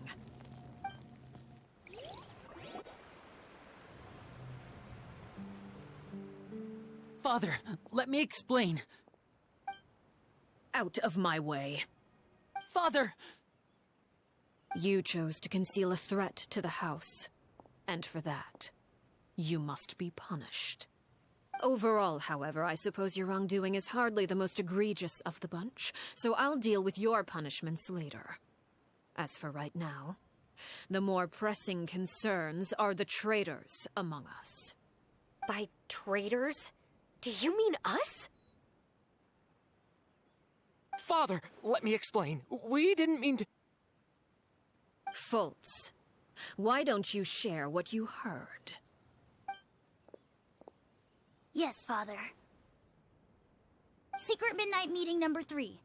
Participants, Filial, Nantoi, Sato, Toddy. Nantoi clearly said, if only Father wasn't the one who took us in. Sato added, I'm sick of this life. I just want to live as a normal person. Filial was the worst of them all.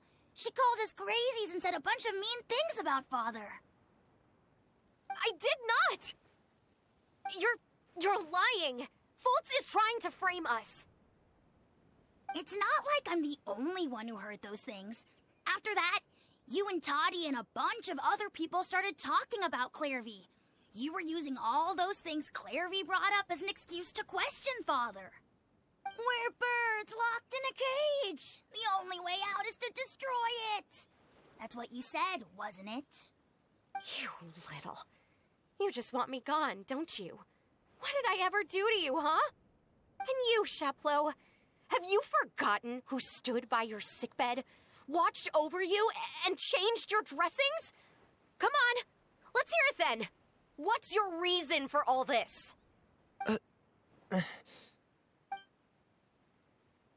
You're wrong, Filial. We don't want you to die. You're our family. Liar. You wouldn't be doing this if that were the case. So why? Why have you backed us into a corner? We all live in the House of the Hearth. You know the type of work we do, Filial. A single betrayal can cost dozens of us our lives. It's not like it's never happened before. That kind of thing is hard to forget. That's why the House of the Hearth cannot tolerate any form of betrayal. Ever since we came to Poisson, you've had 7 secret meetings. A lot of the things you talked about really crossed the line. You've been spying on us for half a month? Wait a second. Now that I think about it, the move to Poisson was just a way to make it easier to spy on us, wasn't it? Because we were all in one place. You've had this planned all along. Filial, Nantoi, I'm sorry. I owe you both my life. I owe Clairvy too. If it weren't for all your help after I got poisoned, I wouldn't be standing here today. If this were any other situation, I would do anything to repay that kindness, even if it cost me my life. But rules are rules. I'm sorry. My hands are tied. Why? That's enough, Filial. We made a mistake, and we should own up to it. We broke the rules, plain and simple. And now we have to face the consequences. I'm sorry, Chapleau. Fultz. I'm sorry, Father. We accept our punishment. Chapleau, according to the rules of the House of the Hearth, how should these traitors be punished? All those who betray the house pay with their lives. And so it shall be.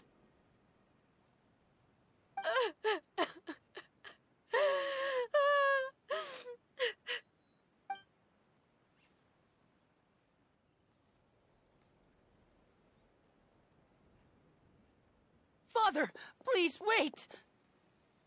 Something you want to say, Linny? Please reconsider, Father. What Filial and the others did, does it really count as betrayal? We all come from broken families. From the very first day we joined the House of the Hearth, we wanted nothing more than to make it a real home. But the truth is, none of us know what a real home should look like.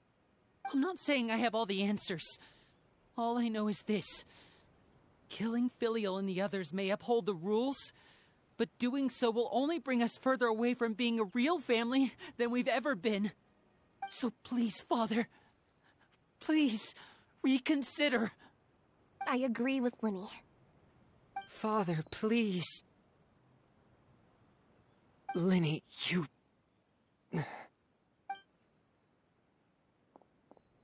I also agree with Linny.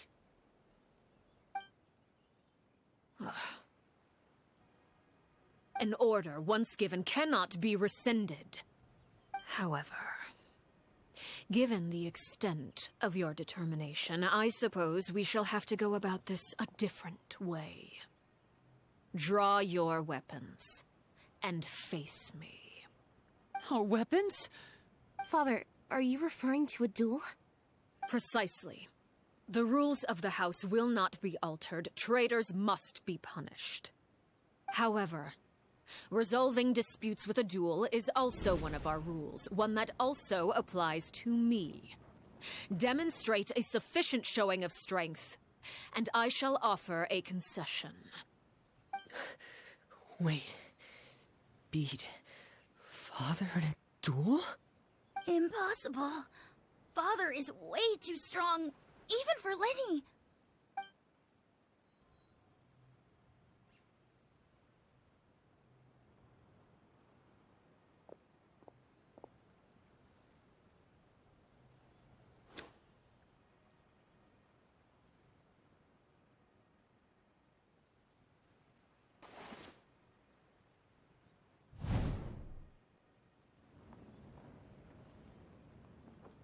Did you hear that, Traveler?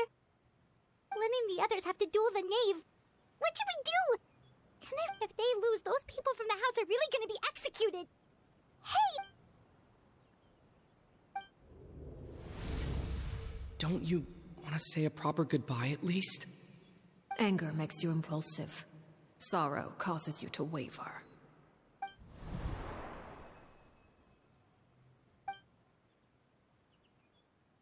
Oh. Looking at that expression on her face, she seems really serious about this. Guess that means there's no chance she's throwing the duel on purpose, huh?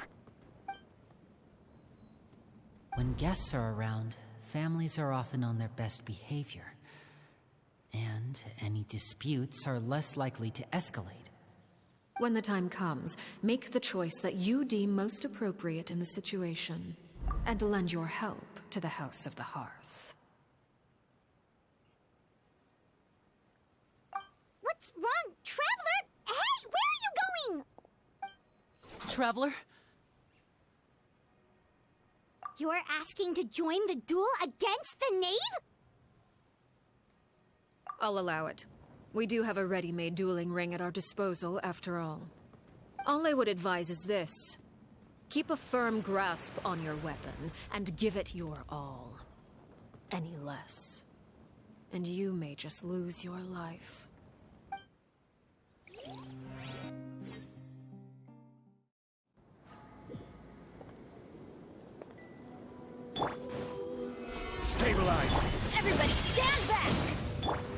My turn now.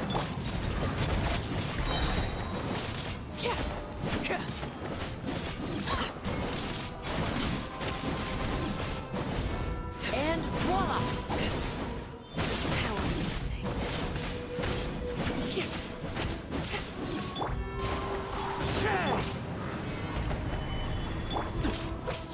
With these rising flames! I'm going in! As one Hang in there! Is it my turn? Spare your energy.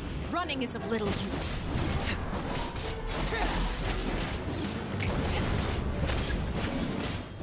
Have a taste of purgatory. Solidify! Getting gear! This is where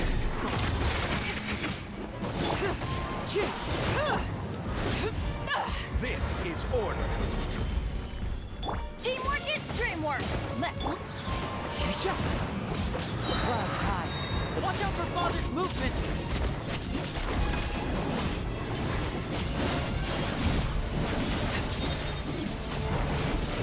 How amusing.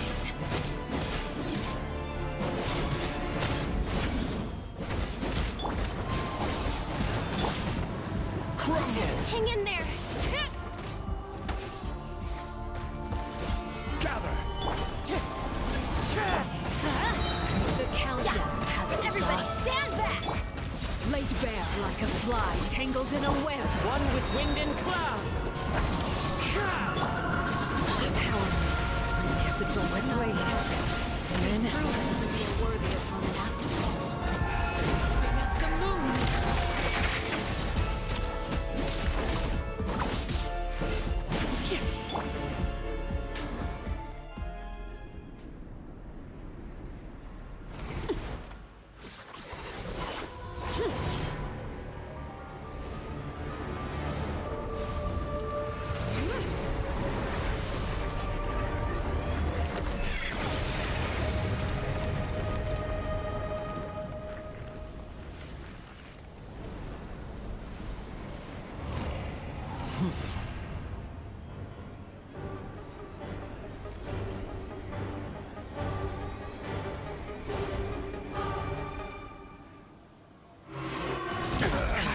Order guide you.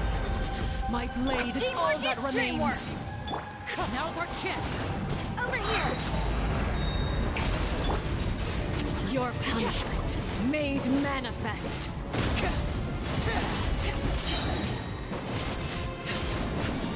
Witness my rise.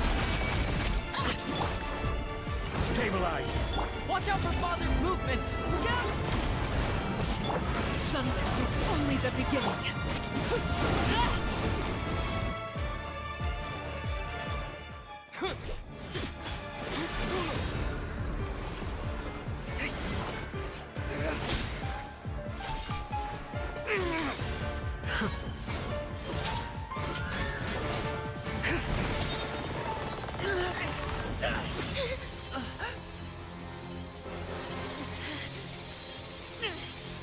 You should know better than to crowd in one place.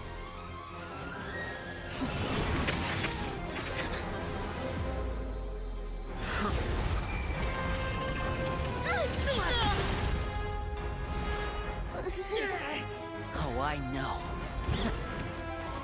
No!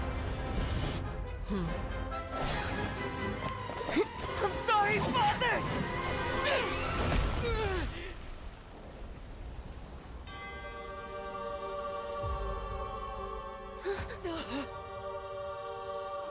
Sorry for what? This pitiful excuse for an attack.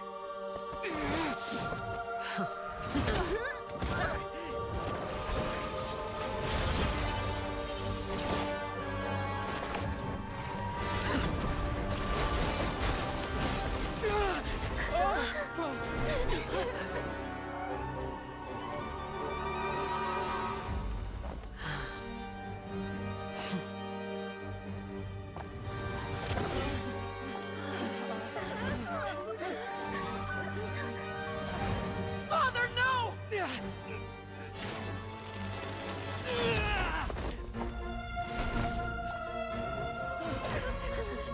figured it out, did you? You're stronger than I expected.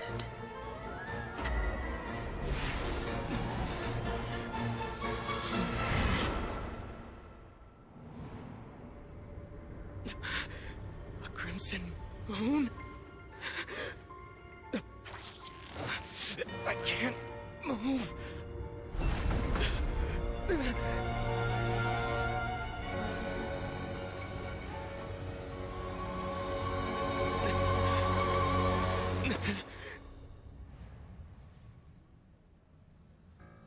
Still, not strong enough to beat me.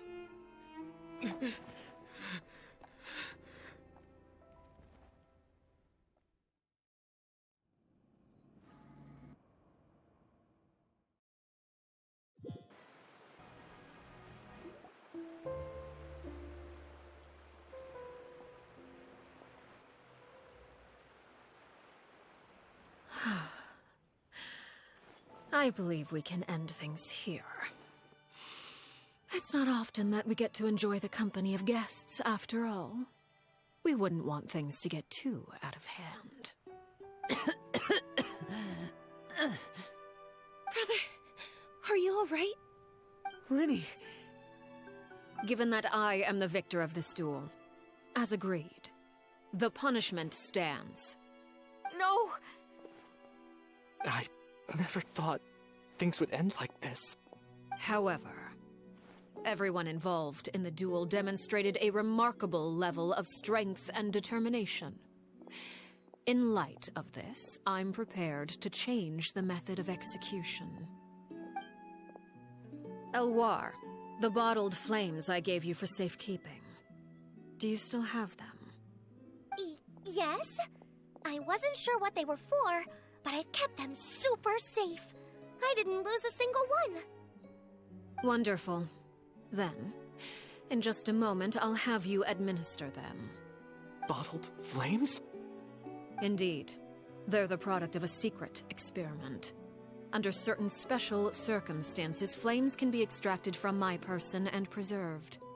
Once ingested, searing pain will spread across every inch of your body. No harm will come to you physically, but your memories will be burned away. If you can withstand the pain.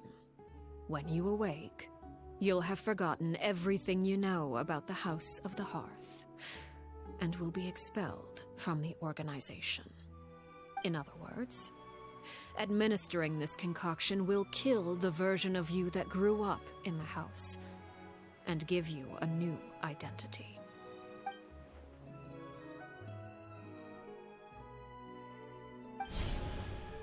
Memory is a mysterious thing indeed. Losing a portion of your memories will alter your sense of self.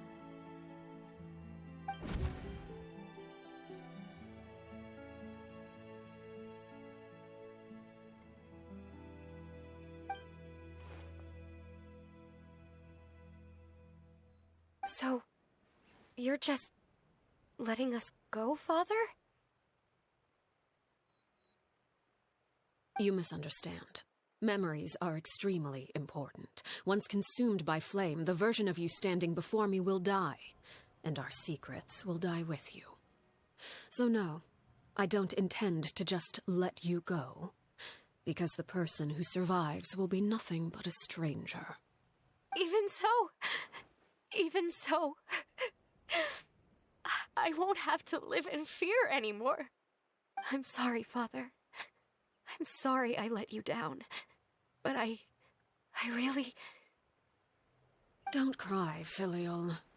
You haven't left the house yet, so there are still rules to be followed, yes? Remember what I taught you. Anger makes you impulsive, sorrow causes you to waver. Don't let yourself be controlled by your emotions. Of course. I'll remember. Dry your tears, and go pursue the life you really want. Yes, Father. Chaplot, Foltz, Elwar, take them back to Poisson.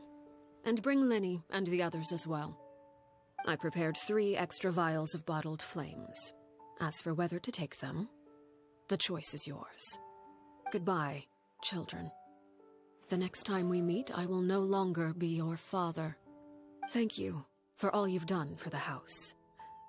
I hope you have bright futures ahead of you.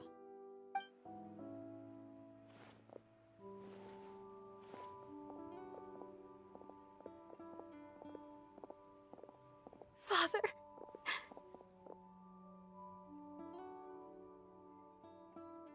Let's go.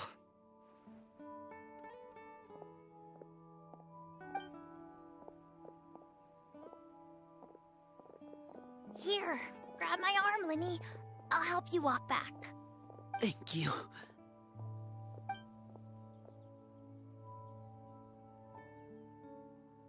Clairvy.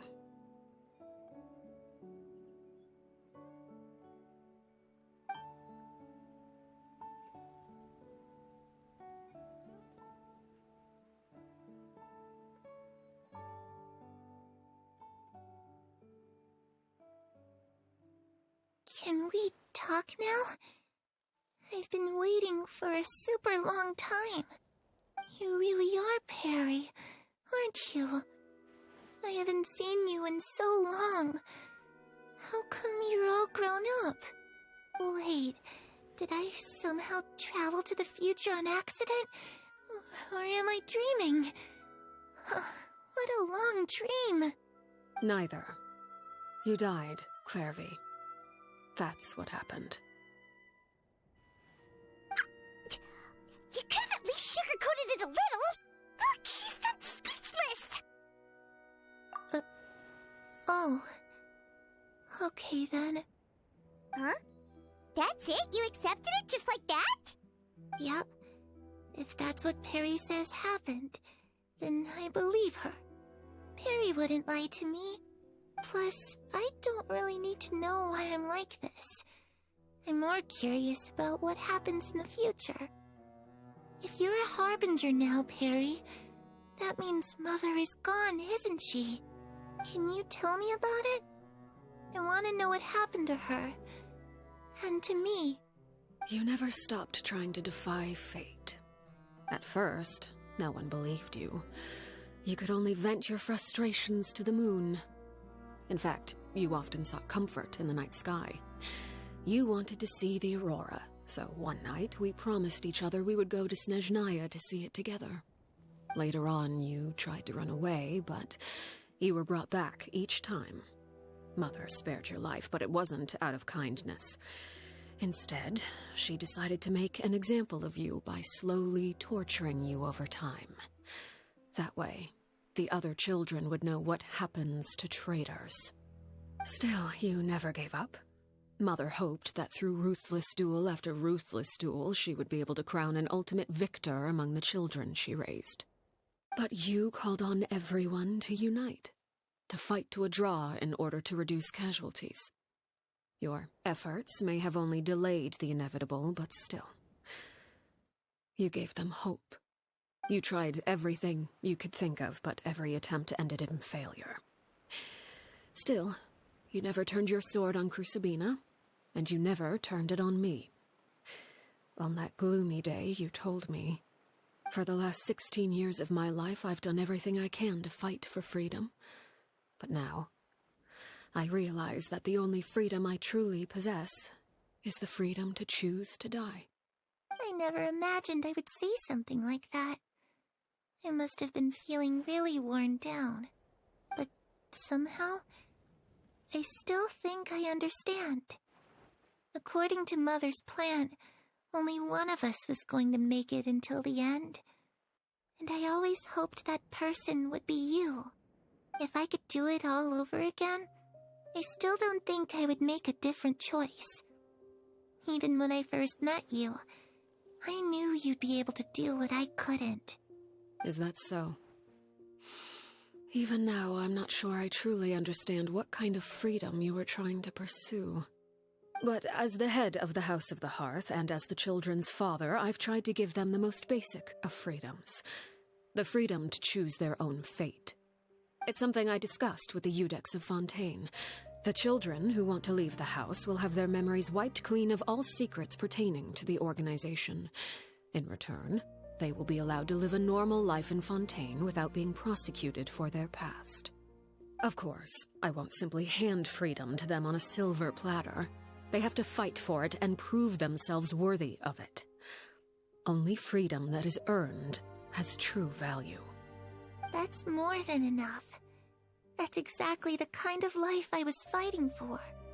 You know, Perry, I think you're a pretty amazing king, and a really great father, too.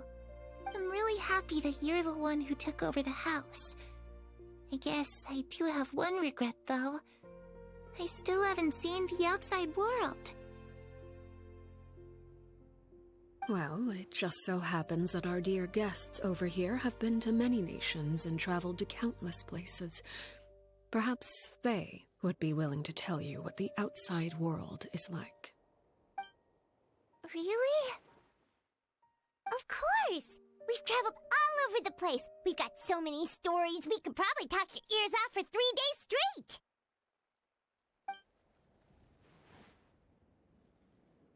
You know, I used to dream of being a bard. Playing the lute while singing into the winds of freedom. Even if there was no one there to listen, I would have continued to sing no matter what. Ah, that's where Mora comes from. I never knew that before. If I had some Mora, I would buy 3 new dresses. One for me, one for Perry, and one for Mother. It's just too bad Perry doesn't like wearing dresses. And Mother, well, she probably wouldn't accept something like that either. I guess I'd just have to keep them all for me then. I could wear a different one every day. Those yokai you mentioned, what do they look like? I once saw a drawing of this one guy with horns on his head and a super scary face. Are there any yokai like that? Oh, sounds like you're talking about an Oni. Yep, we've met one, and let Paimon tell you, they're not nearly as scary as they look. I was always too afraid to skip Mother's fighting lessons. But at the academia, I bet you could do all sorts of secret things in class. Things that have nothing to do with studying. I'm just kidding. Being able to study whatever you want without having to fear for your life actually sounds pretty great.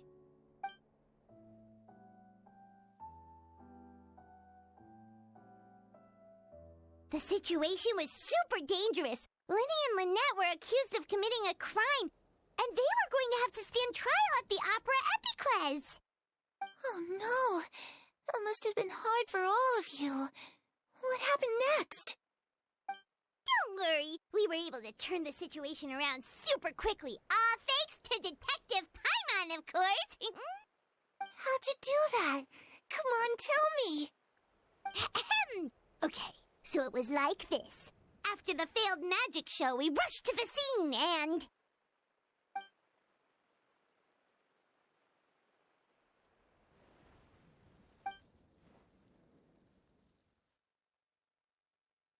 Shadows don't have the capacity to learn or grow.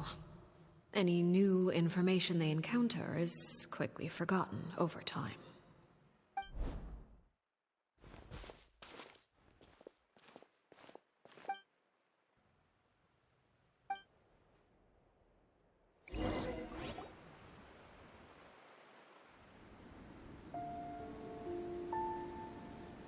Clairvy.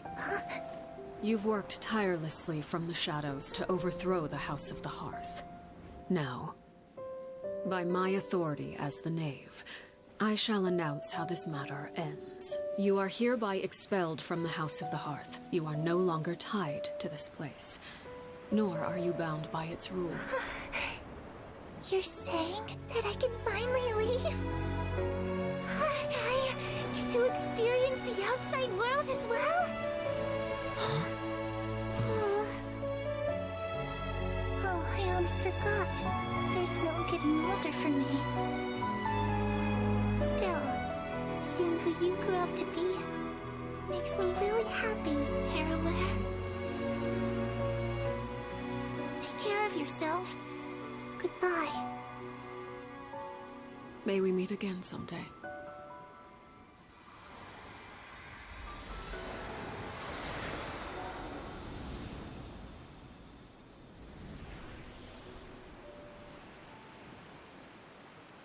Clairvy.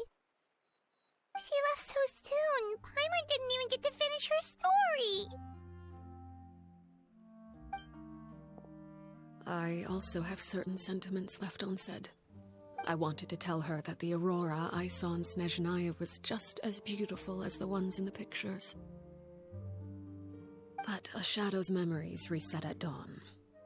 Had we delayed any longer, we wouldn't have had the time to say goodbye. Whatever regrets may linger, let them be lost to the coming of a new day. Father? It's Linny! Hey, Linny!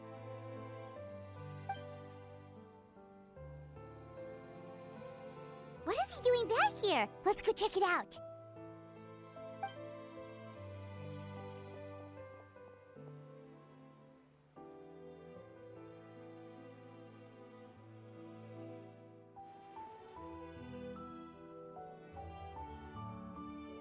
Father, the bottled flames have been administered.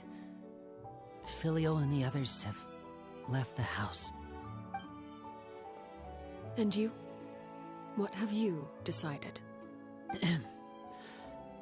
Thank you for giving us that choice, Father. But we never wanted to leave the house. It's the only home we've ever known. Lynette and Fremine feel the same way. They're recuperating back at the Hotel Bouffe d'été. But I decided to come back and tell you where we stood. I'm sure you're well aware of the expectations I have for you. I want you to follow in my footsteps and become the next king of the house. Yet you seem to have different ideas. I must admit, I'm rather surprised by your decision to stay. There's nothing wrong with choosing to live a quiet life. Leading this organization is a heavy responsibility, one not so easily carried by someone forced onto the throne. I just never understood what you saw in me. What made you believe I was deserving of that throne? You're brave, talented, and, most importantly, you cherish your family. You would do anything to protect them, even if it costs you your life.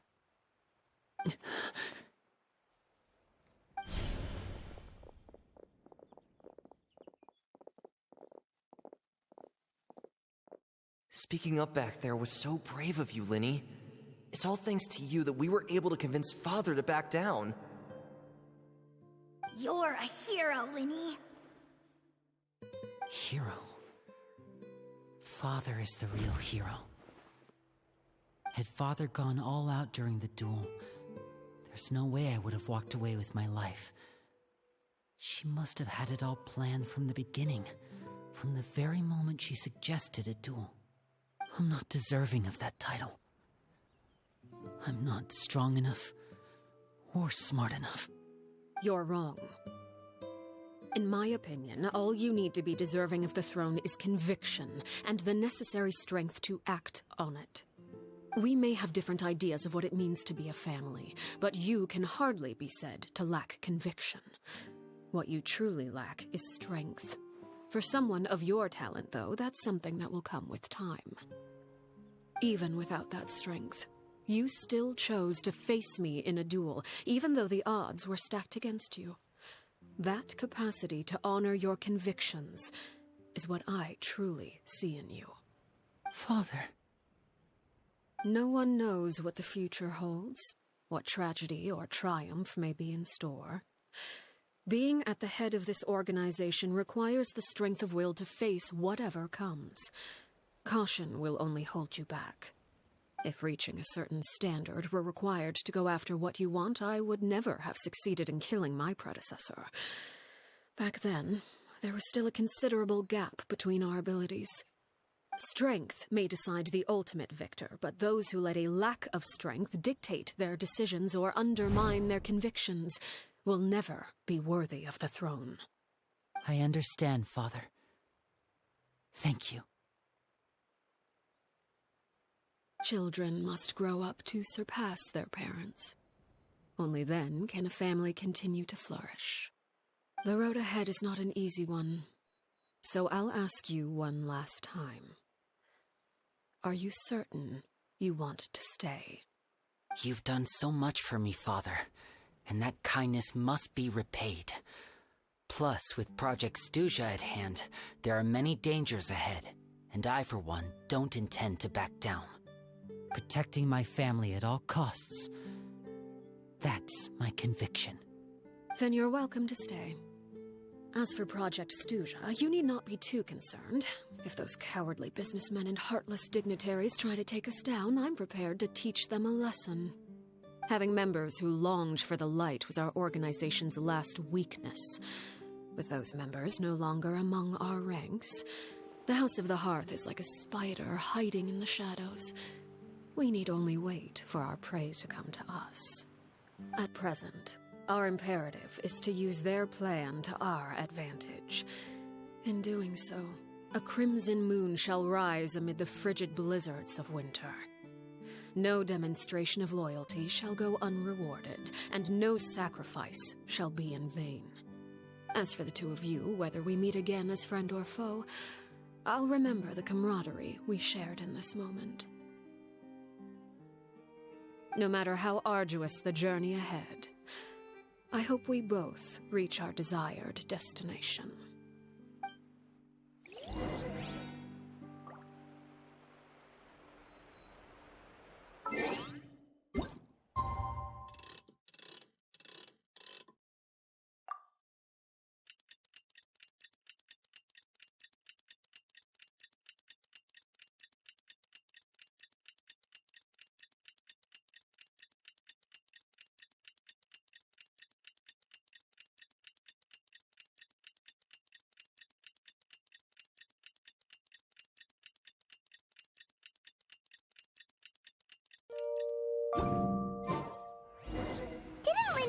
Lynette and Fremine were recovering at the Hotel Bouffe d'été?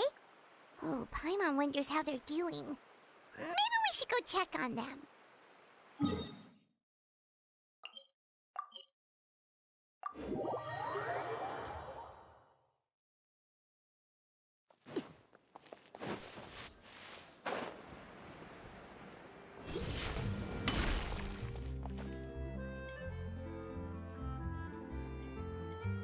Lynette? Fremine? How are you feeling? Much better. Whew, what a relief! What about you? Are you feeling alright? I knew you'd come out unscathed. Us, on the other hand, well, we've been bedridden for 2 days. I couldn't even turn over. Oh, and I wanted to ask, is Clairvy gone? Linny and the other members have left Poisson and returned to the House of the Hearth. According to him, there haven't been any more sightings of a spirit roaming the house. I see. I'm glad. Father came to check up on us 2 days ago and told us about what happened with Crusabina and Clairvy. Actually, I've met Crusabina before. Wait, what? You've met the former knave? Crusabina died a year after Clairvy. It was during the year between their deaths that I joined the House of the Hearth. Crusabina had an extremely cruel and radical way of doing things. While she was alive, the atmosphere in the house was suffocating. When I joined, though, the experiment she valued so much had already come to an end, and all the people involved, dead and injured alike, were gone. Crusabina never talked about the past with us newcomers. A couple of months after I joined, Father killed Crusabina, and burned all her files. With that, the names of all the people subjected to her experiments, Clairvy included, were lost to the flames, along with the painful memories they represented. Father took in Lenny and me a couple months after that, but she never mentioned anything about Crucibina or Clairvy. It really seems like something she was planning to keep to herself. The last time you talked to her, did she mention why she kept it a secret for so long? She said she didn't want us to be affected by the darkness of the past. She was worried we'd develop a false sense of gratitude towards her if we knew about it. The foundation of a family should be free of any corrupting influence. Whatever happened in the past, it has nothing to do with who we are now. And that's what Father told us in the end. But I still thanked her for everything. It was only after hearing about what Crucibina did that I finally realized how insignificant our lives could have been. The members of the house meant nothing to her. To say that she valued them in any way, even just as a tool, would probably be giving her too much credit. If Father hadn't taken over the House of the Hearth, I probably would have already... Father rarely brings up the fact that she saved us. She doesn't believe that being indebted to her should be what ties us together. But even if we didn't owe her anything, we would still choose to stay. Because we may have arguments or times when we feel wronged, some people may even choose to leave. But as long as Father is here, we will always have a home. Whether the path before us is bathed in sunlight or shrouded in shadow, we'll follow Father wherever she chooses to go. So I wanted to say thank you for helping us make it through this crisis. Without your help, we could have lost a lot more along the way. Oh, we didn't do anything, really. Of course. You're welcome anytime. Are Filial and Nantoy okay? I actually saw them at a cafe this morning. They didn't recognize me. From what I could tell, they were drinking coffee and talking about one of the operas that started running recently. They seemed happy. If I had to take a guess, I would say they finally found the kind of life they always wished for.